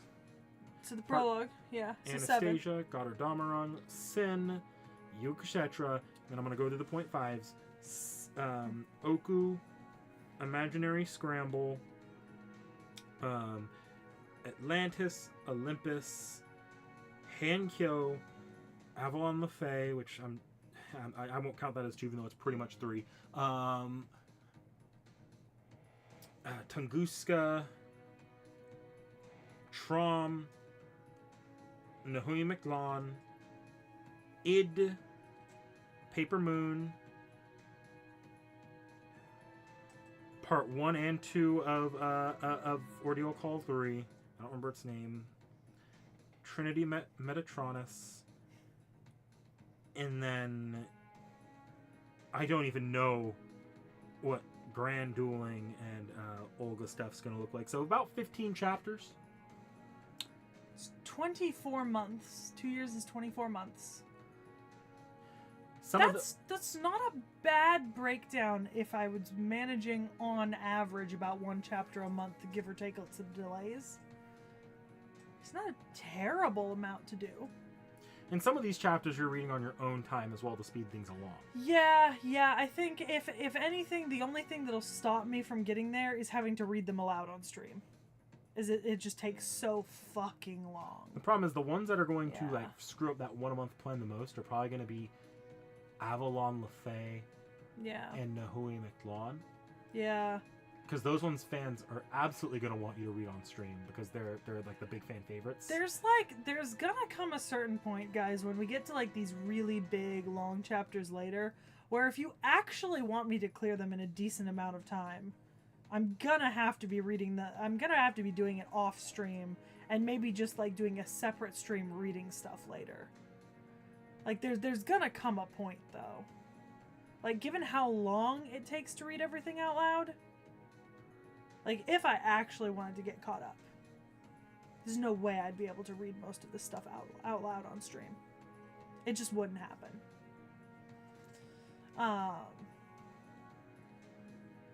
Let's see. But yeah, kind of feels shitty that you can't get the quartz though if you haven't caught up.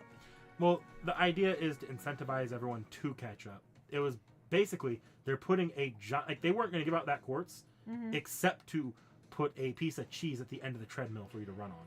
But that's such a large ask, right? Because I think what they've essentially done is they've made it nearly impossible for anyone who joins like within the next year or so, because it's just too much to get through unless you're dedicating a pretty significant portion of your time towards playing this fucking mobile game. It's basically a fuck you to anyone who plays casually. But the reason they have that happen is because they had to get the approval from the higher ups to do this, and the only reason the higher ups allowed them to do this is because they want everyone at the finale at around the same time, so they're telling you to catch the fuck up. See, Zero Herrera's got the right idea. Play all of the fights, but just skip the cutscenes, and then just read all the cutscenes together on stream. Arguably, that's the best way to get through some of these chapters if you want me to read them out loud. You know what I mean? Is just blaze through the fights, and then, because you can access the chapters in your thingy, right? Yeah. Yeah, and you can read through them there. Because that's what I was going to do with the, I was planning to do that with the Santa Carna event. Because I didn't have time to read it. But you're going to have to do that with the Musashi trial quest, because that's basically a prologue to Shimosa. Exactly. Yeah. Okay. Well, respectfully, no. I am not a speedrunner. Yeah, no, that we were actually laughing about that in chat when we saw that. That's disgusting. I could not imagine. But also, like, they didn't read any of it. They were literally just speedrunning it. Yeah. They are right that Oku, Imaginary Scramble, Hankyo, and Tunguska are optional, but they're also like... But I want to read Hankyo and Tunguska. Hankyo and Tunguska have major character moments. Oku and Imaginary Scramble are a little bit more optional. I don't advise necessarily skipping them, especially because you need to read... there's some... Oku especially, you probably shouldn't skip. Imaginary Scramble you could probably skip. I think there's gonna come a point maybe in the next couple of months, maybe after I finish Shinjuku, that we need to pick a chapter to test the theory of me just skipping my way through all the cutscenes, doing just fights, and then reading the cutscenes like as one long reading stream later. Like after I've finished all the fights. You know? That's something we'll have to test. See if that works well enough with I propose we test it with Agartha. Because chat's already 3-0 on reading Agartha off stream. Yeah, we can test it with Agartha. You know? Just that way if it's too painful, you can just turn around and not read Agartha on stream. Yeah, but I feel like it wouldn't be so bad if I was just reading out loud on the stream. Like if the whole point of the stream was just to read through all of the cutscenes, that's not actually as annoying as having to read through cutscenes interspersed with fights that feel like they don't have like any significance. You know what I mean? Mm-hmm. Like the amount of times in NA, like not NA, but the American chapter, where you're just like reading cutscenes and then like there's cutscene interspersed with random fight with mooks, cutscene, another random fight with mooks, cutscene, another random fight with mooks. I think the problem is, I hear what you're saying, and this is kind of counterintuitive. FGO actually gets a lot better about that as time goes on. Even as you get to Camelot and... I await proof. The no battle nodes, in particular, were meant to solve that from like the Orleans through America issue, where they're like, oh, we need a random excuse for a fight because we can't have a node in a cutscene without a fight attached to it. But also at the same time, like, if I'm just playing through fight scenes, it's very annoying to then have to read a bunch of story. Like, I would rather do one or the other for, like, a huge chunk. So, like, I'd rather just do all of the fights and then deal with the reading. Do you know what I mean? Yeah, if you're skipping story, you love the hour-long no battle notes because it's just, oh, free court skip. Skip. Yeah. Oh, I don't have to fight a boss that I'm going to slam my head into for an hour. Trust me, that's the bigger deal about playing these things on stream is you're going to need help with some of these, whether I'm there or not. Yeah. Yeah, that's fair. Kets. I do love Kets. I don't know. We can test it with Agartha. Yeah. We can test it with Agartha. What I'll do is, after I've started Shinjuku, I'll just play the Agartha fights on my own time if I can. Like, we'll see how far I get.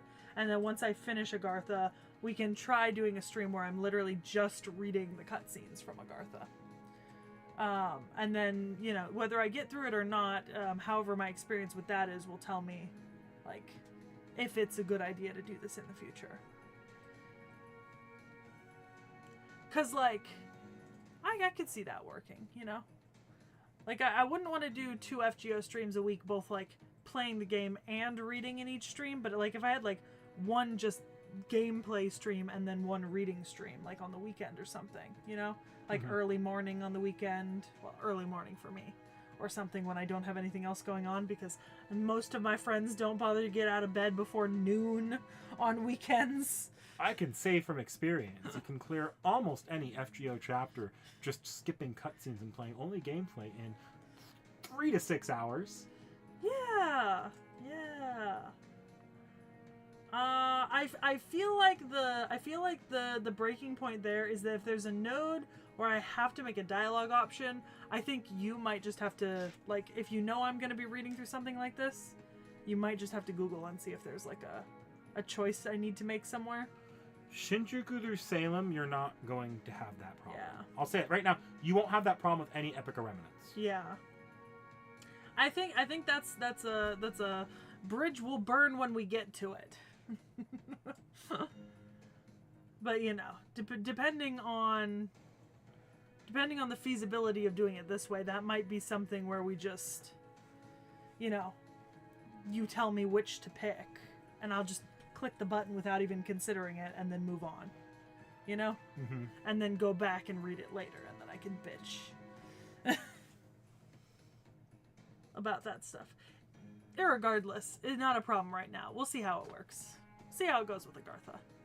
I'll still be playing Shinjuku first, so it doesn't really matter all that much. Thankfully, the remnants are not as long as the main 7 chapter, or not all the main 7, like the later chapters are in the main 7.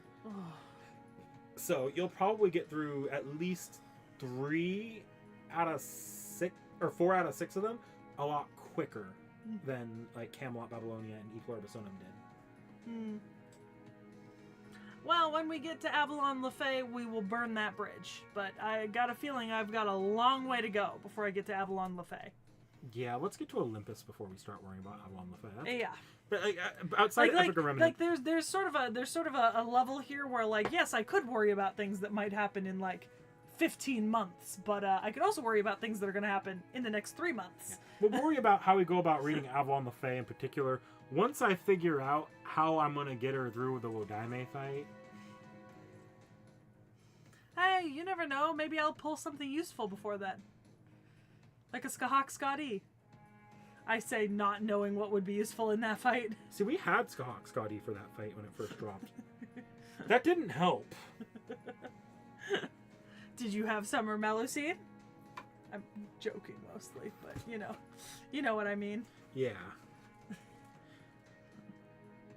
Yeah. God, I'm not looking forward to having to coach you through Cernunnos. I haven't even successfully coached myself. I've never beaten Cernunnos without dropping a revive. Yeah, okay. I think there needs to be a rule here. I think Chad needs to understand something, right? So to get through the knock, like the knock event, I dropped like at least 12 quarts on revives, right? Because my internet was bad and I was not restarting these fights from scratch. Respectfully, I don't care at a certain point.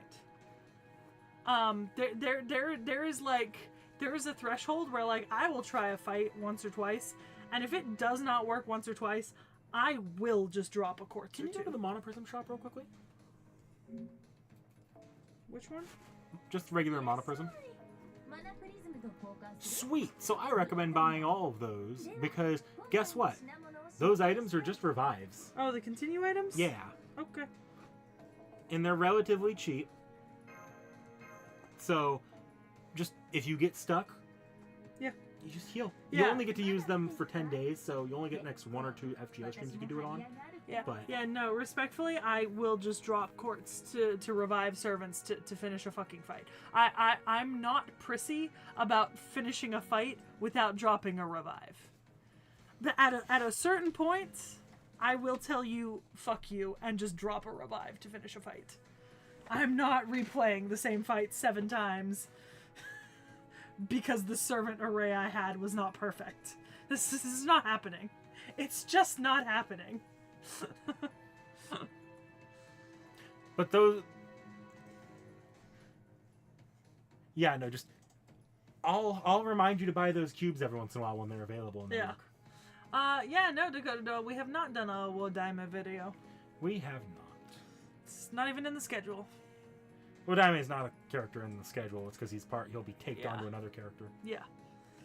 Well, to be fair, we still haven't finished the schedule for next year yet, so we'll be working on that later. Actually, I should have a lot to fill in that schedule. There's a lot of just new servants this year. Good. All right. But I think, well, that's all we're doing for FGO today. I'm going to switch us back to talk screen. Okay. Disconnect my phone. The other thing is we're not like starting the chapter or anything because I don't currently have a charging cord for my phone in here. So like, I'm at 29%. We've got a time limit on my battery charge on this game. Dakota Doyle, I see you in the things that will spoil Seki chat. I'm not dropping the schedule on you guys. Oh yeah, no, you guys did. Just because you're in the spoiler chat doesn't mean you get to see the schedule. That's secret stuff. That's special stuff. Trust me, most major servants are on the schedule at this point. Yeah, because we hit a point when because we typically have those planned out like a minimum a year in advance. Mm-hmm. This is the exception, honestly. But we hit a point with our last planning phase, which might have been when we were planning 2 years in advance, where we just didn't really have enough viable servants to fill all of the slots. It was because of last year's, oops, everything's a collab. Yeah, because we were looking at it, and then the other thing is, I think when we originally made the list of servants, it looked a lot more bloated than it actually is, because we did include all those things like, the Borgia twins are servants, but we've never actually seen the Borgia twins as servants, like Caesar and Lucretia Borgia. So, like, we can't really do them, because they're not... There's no information about them. So when we got rid of all of those things in our list, It was frighteningly anemic after all the collabs. I'm pretty sure we have at least one Samurai Remnant servant on the schedule. I don't know if they're all on the schedule or not. Some of them are, some of them aren't, I think. Yeah. But FGO-wise, all of them are on the schedule. And Samurai Remnant, there's nothing stopping us from putting them on the schedule. Mm-hmm. Yeah. So, you know, that's kind of how the schedule looks, at least. I mean, right now it's like half empty. We'll flush it out in the next couple of weeks so we at least know what we're doing. Oh, but with the it's not a secret, and you haven't put up the community post. You said you were gonna when the stream started, but you didn't. So this Friday, it's not a secret. This Friday is Robin Hood. Yes. Yeah. Which so it's not the VOD is not going to be what's going live. We've refilmed parts of that video, and then the entire section where I'm actually reacting to the servant on the VOD is included. But like a large portion of the first part of the video has been refilmed and reformatted. What I'm thinking I might do to make sure we aren't drawing traffic away from the main video and into the VOD is if you really want to go back and watch moments from that stream on the VOD or see the original film version, I think we could just put a link to the VOD and put the VOD into unlisted. I wasn't gonna upload the VOD at all. It's still up there, and it's still a stream. I wasn't gonna. Here's the thing. I wasn't gonna public the VOD at all because I'm basically using the entire section where I'm reacting to the actual servant. That's not changing. I'm taking that from the VOD. Yeah. It's just that my part is changing. So we don't need to public the VOD. We can just upload the video. It's fine. All right. Yeah. So Robin Hood is this coming week. And then the week after that is the last servant we filmed before vacation. So starting right after that will be the stuff that we're filming in the next couple of weeks. So you're actually going to, like, the first couple of videos you see after that are going to be very recent. So, yeah. Apocrypha Part 2? That's supposed to go up on Monday. Yes, that goes up Monday. Yeah. Yeah. That goes up Monday, and then Robin Hood at the end of the week. Yeah. That's this week's schedule, and then we've got I'm streaming Tuesday morning and Friday morning. And you're streaming other days. I'm streaming Monday. I was thinking about Wednesday. It's not going to happen. Oh. I got invited over for enchiladas. But Monday I'll be streaming FGO Monday, but not Seraph. I'll be streaming the new content drop in NA, as well as sort of the follow-up content, but we'll be shifting over to JP. I can't say what it is because it's spoilers for NA stuff, so if you haven't played JP and you're NA only, I don't want to spoil it, and then obviously Seki here. Yep. But it was previously a stream I was going to do a long time ago. And I got sick right when I was going to do that stream, so I said I'd postpone it and made this plan, so that's what we're doing. I might stream Saturday, though. I'm throwing around streaming Seraph on Saturday and pushing just to the end of the chapter on Saturday. Because I feel bad that Seraph got bumped for this stream on Monday. Could stream Thursday. No, I can't. We're recording Thursday. Never mind, he can't stream Thursday. Can't stream Tuesday, A, because you're streaming Tuesday, and B, because I'm streaming Tuesday in the morning, though. And we're doing Off the Shelves on Tuesday. But that's quick. Yeah, I still have to work in the morning. I can't, start streaming at, 8, 9 p.m. We just record from, 5 to 6. I want to go to the gym before we start recording. Respectfully? Ugh. Health? Why?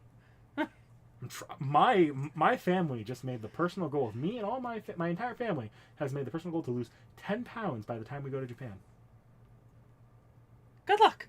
I've already lost 10 pounds since I started working out earlier this year. Yeah, no. So. Oh, but yeah.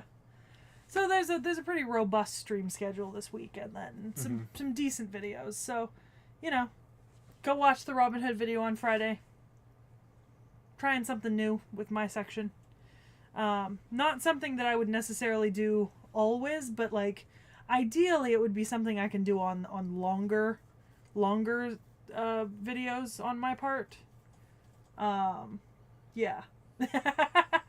Not 10 pounds altogether. No. 10 pounds each. That'd be 2 pounds, and I could do that by the end of the month. You could just drink less water, and you would do that. Hell yeah. Literally, just don't drink water 2 days before your weigh-in. Stand outside for 5 hours during the day and I'll lose 2 pounds. Oh yeah, in this weather, absolutely. In fact, if you wait till I think we've got a 100-degree day coming up.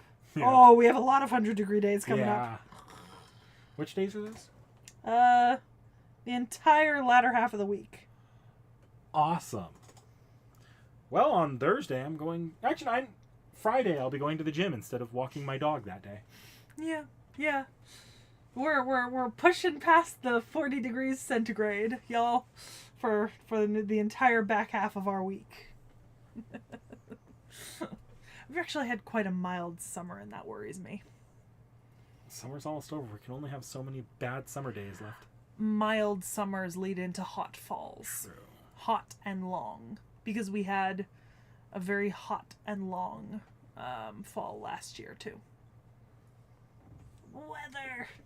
Gosh, hot and long falls mean wildfire season. On that note, though, in terms of, like, in general streams coming up, Vorn and I will be starting a Baldur's Gate playthrough sometime soon. Probably in the next 3 weeks. I'm going to give myself 3 weeks to get that off the ground because we need to both have free time. So that, and then at some point in the next month, probably have another repo stream with a group. You know? In the next 2 to 3 weeks, I also want to do a Fire Emblem stream with Seki. Yeah. So lots of fun stuff coming up while we have time. I'm sure we'll try to get that. Now that we're back in town, we'll try to get that Sonic thing off the ground again. Oh, yeah. Yeah, I felt so bad about that because it just did not... The timing did not work. On my side, I just realized I lost the games that that friend really wanted you to play. Yeah. So unless she can supply the 2 games that she wants you to play, yeah, we're kind of SOL on that. Yeah. Let's see. Respectfully, if it was 44 degrees Celsius here, I would simply perish. I would not leave my house. I couldn't. I admit that I am a wimp. Which Fire Emblem? So says? My plan is similar to our tour streams. I have one game I'm really going to focus you on, but then the other ones I'm going to quickly take you through. This time, so in Final Fantasy, I had you largely play the first game. Yeah. We're kind of doing the opposite this time. Instead of having you play the first game and then speeding you through the history of that style of game later, we're actually going to start with me showing you, just kind of quickly showing you the first Fire Emblem game, the first one, total period. Then we're going to jump to the GBA one, to a GBA one. Mm-hmm. And then I'm going to show you, actually at that point, I'm going to have to show you, I'll probably show you footage of the other 2 eras unless the GameCube one happens to drop on the NSO service in the next couple weeks. Mm-hmm. And then I'm going to have you play the big Switch one that, like, everybody knows. Okay. Because that's also the one I think you're probably going to like the most. In regards to Final Fantasy XIV, that's the MMO one that we've talked about, maybe all, like, fucking around with as a group since it has the big free demo. Yeah, I remember that. If we can find group time when we're all free. We are currently suffering with a relative inability to get 4 of us in the same relative place and time for any longer than the length of a recording. Yeah. Guys, it took me... There's a reason we've been on Prisma, Ilya, for the D&D campaign for the last... 8 months. 8 months. It's so bad. I tried so hard to just beeline for the fucking end of that event yesterday. We were literally playing yesterday, and I was trying so hard. I was like, I don't care about clearing this dungeon. I'm just gonna go that way and hope that I pick the right route. Which sucks. I feel like if it hadn't taken so long, it wouldn't be that bad. Like if we had been kept up playing it even like once or twice a month. But it sucks because I feel like the dungeon kept the general spirit of like how I've been running the chapter, where it's very like fights aren't like at the top priority. But yeah, no, it's Zero Houses, 3 houses? ? Yes, 3 houses is the big one. Have they encountered all the bosses? Yes, they've already finished all the bosses. They just have to go to deal with the final boss. Yeah. Which I kind of combine the final bosses of the main story and the little sequel scenario. So just a little bit left. We're close. We'll probably finish it the next time we play. Mm-hmm. Yeah. But yeah, no, getting all four of us relatively available on the same schedule is impossible. Vorn and I have virtually the same like amount of free time and scheduling, but then the problem with Vorn and I's scheduling is I'm up in the mornings before noon and functional, and Vorn is not functional before noon. But Knick-Knack can't participate before noon 6 days out of the week. So that leaves the afternoons or evenings, and even that's, I get half a day off of a month for the rest of who knows how, for at least 2 years. Yeah. So it's, it's very hard to get all of us in this. I mean, dude, I've been trying to get enough of us together to do repo again since before I left for vacation. I'm excited for repo. I'll play for 15 minutes before I get sick in the corner again. We're gonna fuck with the settings on yours, so maybe we're gonna try real hard to get Knick-Knack's settings to not make him motion sick. I'm sure we can do it. We just need to change some toggles.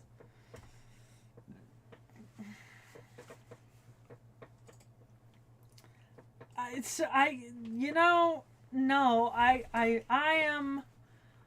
am a morning person.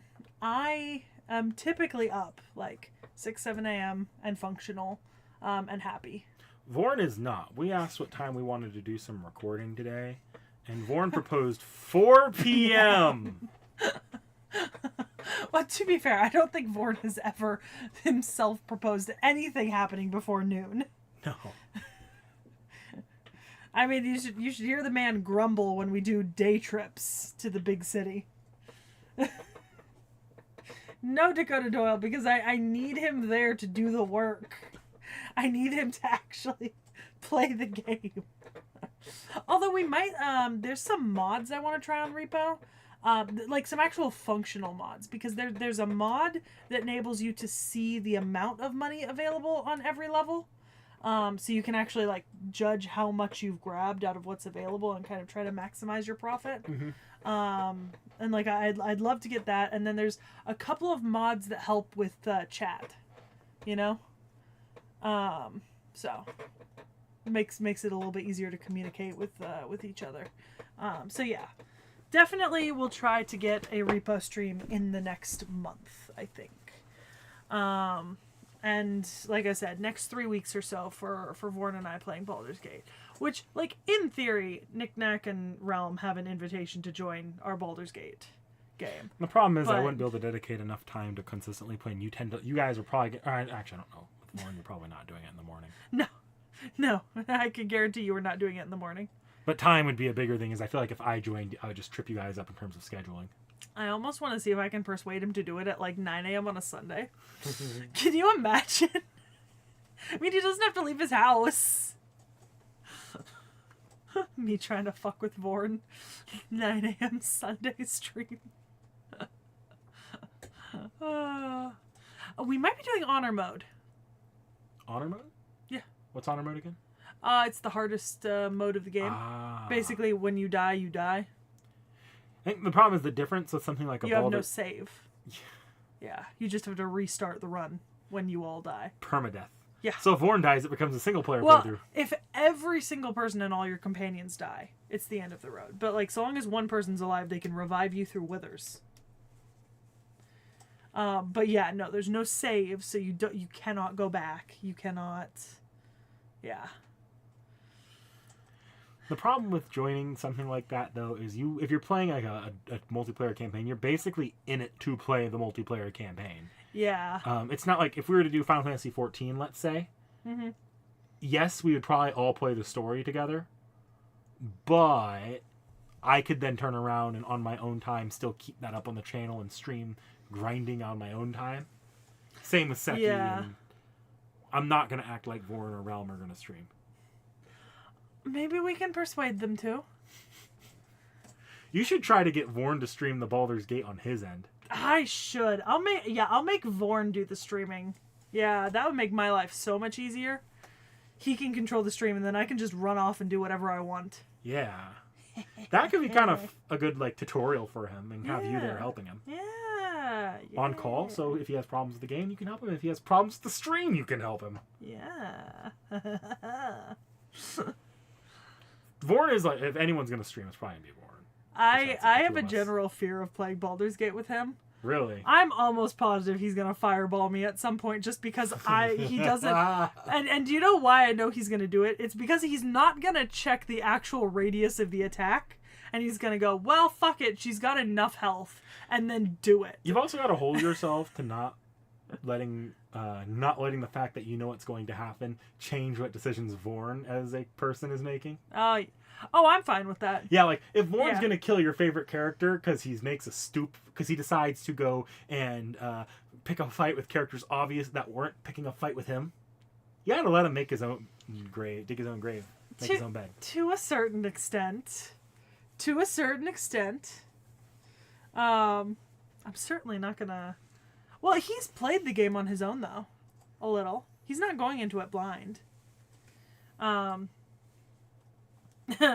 Yeah, Nitty. That's definitely what's gonna happen. The amount of times where Vorn's go-to attack in the FGO D&D campaign is to just cast Fireball in a small, confined room with every single member of the party in range. The amount of times that is his go-to. The man literally dropped a fireball on himself during our last session. Yeah, he literally just said, fuck it, I'm not gonna die from this. And dropped it. In an encounter he almost died in, by the way. Yeah, and he has no concept of that friendly fire is actually a bad thing. Like, I play Baldur's Gate with another friend, right? And one time we were in the middle of a combat, and she accidentally fired an arrow directly into the back of my character's head, right? Like, just aimed completely wrong, right? And I 100% Vorn will do that. And not once, either. Not once. He'll do it multiple times. And the problem is the DM and at the table, I can, like, step out of character from it and be like, do you really want to do that? Read your spell for a second, please. Yeah. Can't do that in Baldur's Gate. Yeah. The game is not going to stop you from just fireballing yourself, your friends, and everyone in your party.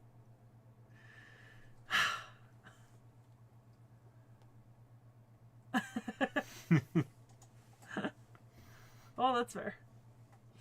But yeah, no, because the reason why he fireballed himself is he was in the center of a room, and for some reason, even though this man has read all of his spells and has used Fireball probably 100 times, he genuinely thought he could cast Fireball using fire like a firebender and hit everything but himself in a circular room that he was standing in. Like, dude, I don't think... Since when has Fireball let you do firebending? Yeah. He's like, well, I won't get hit. It'll just hit everything around me. I'm like, this is not wall of fire. This is fireball. You create a fireball. Balls are not donuts. There is no safe hole. Yes! Vorn was the one who got killed. That was just because Vorn has not great concept of safe formations. No, he does not. The amount of times that I have been fighting on the front lines with, like, not even my servant, but my actual character, right? And Vorn's just been like, I'm gonna cast Fireball on that character who's right next to me, and I'm like, Vorn, do you really want to do that? And he's like, yeah, it's fine. And I'm like, and here's the thing, my character is beefy. Fireball is not gonna hurt me that much, but it's the principle of the thing. I cannot encourage the behavior of just casting Fireball on your allies in a combat.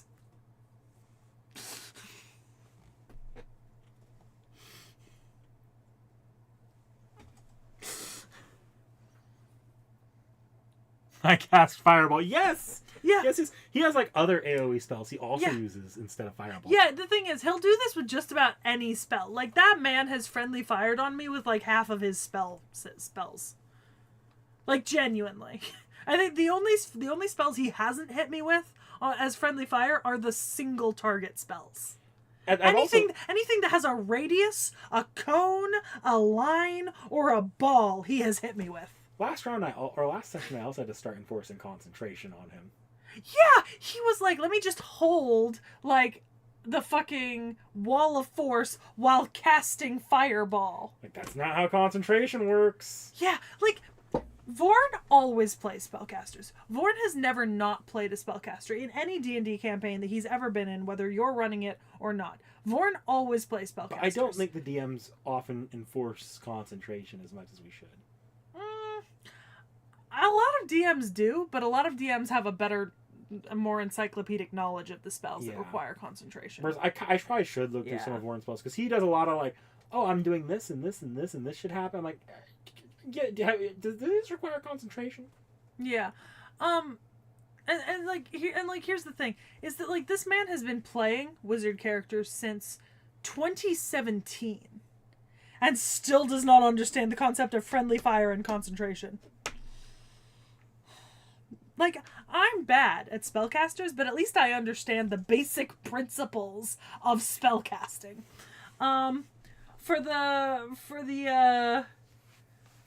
Okay, so Dakota, like, yes and no. Like, I feel like it's not my fault that I'm in the AoE most of the time, because here's the thing. Because we play with our characters and servants, right?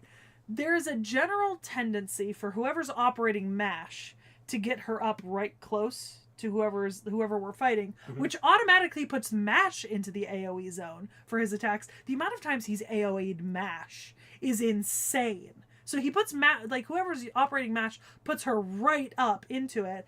And then because my character was blind for a really long time, most of my spells I couldn't use properly at a distance. So I spec'd out my character to fight up close, right? But normally our enemies are kind of split up. So, like, in theory, I go after one, and, like, he can focus on the other. But no. Well, he doesn't melee anyone because the boy doesn't melee. Well, that's just a spell casting character decision. Yeah, he's just a spell. Like I tend to play warlock, so I respect it. But I don't know if I would call it my fault that I'm in the AoE if I was first in the turn order and I picked an enemy and I can typically do more damage in a round than he can. Like, it's at this point it's really a 50-50 on who does more active damage, but like my damage output's pretty fucking high at this point, you know? So like, and poor MASH keeps getting hit with stuff randomly. There's a reason I made her really, really, really hard to kill. Yeah, I know. It's not just that. Like, he'll also, like, I've seen him a few times drop like fireballs, even when the servant he's controlling is within the range of fireball, because he just looks at their health and he's like, oh, it's fine. And I'm like, okay, that feels like rude, you know? Like, that's your ally. That's your boy. Friend. That's your person who is helping you. And you're just going to drop a fireball on them? Shame. Shame. You know? At least when I do it as a DM, I'm doing it for comedic effect. Yeah. But yeah, it's just one of those, like, very funny things about the way that the campaign often goes. Is that, like, there's a 50-50 chance that in any combat, someone's gonna have to go, Vorn! I am in the radius! Or, that will hit me! And he has to change his plan, or, like, change the trajectory of what he's dropping. Vorn doesn't get Chang'an. Oh my god! They're perfect for each other. Does Chang'an also? Remember Chang'an just shoots his allies? Oh yeah, I remember that. I still don't know how I'm going to handle that character. Should I, like, go full? Let people be assholes to each other? To be fair, there was a full, like, 3 sessions where I was actively more of a danger to us than anyone else than any enemy in our entire game, because I was blind and I had a gun for 3 sessions at the beginning of this game. I was blind and I had a gun. And Realm and Vorn did not put 2 and 2 together for like a solid couple of weeks. That the blind girl has a gun. See, I knew, because every time you missed a shot and it was anywhere near a direction of the player, it would just automatically hit the player. Yeah. Vorn and Realm both took bullets to the back. Yeah. And never once considered it. Never, they didn't ask to take that gun once. Yeah. I'm sorry, that shit's still the funniest. Someone other than Vorn gets Changong. Have Vorn be used as the first shot. Will Changong sacrifice players? I don't really know how I'm going to handle Changong yet. Yeah. Right now, my thought is I should probably, to make Changong not utterly useless, or not utterly unusable, or not a tool for absolute dickish measure, make him only kind of a tool for dickish measure, where one shot just knocks the whatever player it shoots unconscious, instead of just killing them. Yeah, that would be preferable. Living person dropped to 0 HP. Servant, they're out of the fight. By the way, I got these from my jar. Nice. Yeah. I have Ashia Domon art. But they're actually going to go on a different starter. I'm going to start Ashia 2.0 and 3.0 with different flowers. Okay. Yeah. Would Asclepius resurrect players if you have Medusa in the same party? I don't know, but we don't often have Medusa in the party. Yeah, you do. Vorn loves bringing Medusa. Medea. Oh, Medea, you're right. Vorn brings Medea. Realm brings... Realm used to bring Medusa. But he doesn't anymore. No. He hasn't played a lot lately, though. In the chapter he came back was the one without bringing your own servants, so... Yeah. But yeah, no. Vorn brings Medea, mostly. Yeah.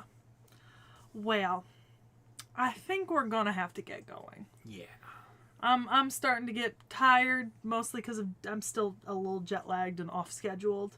Medea just got buffed. Nice. Yeah, some more. She's in our current spreadsheet for servants we need to add buffs to the campaign on. Nice. Vorn will be pleased. Oh yeah, definitely.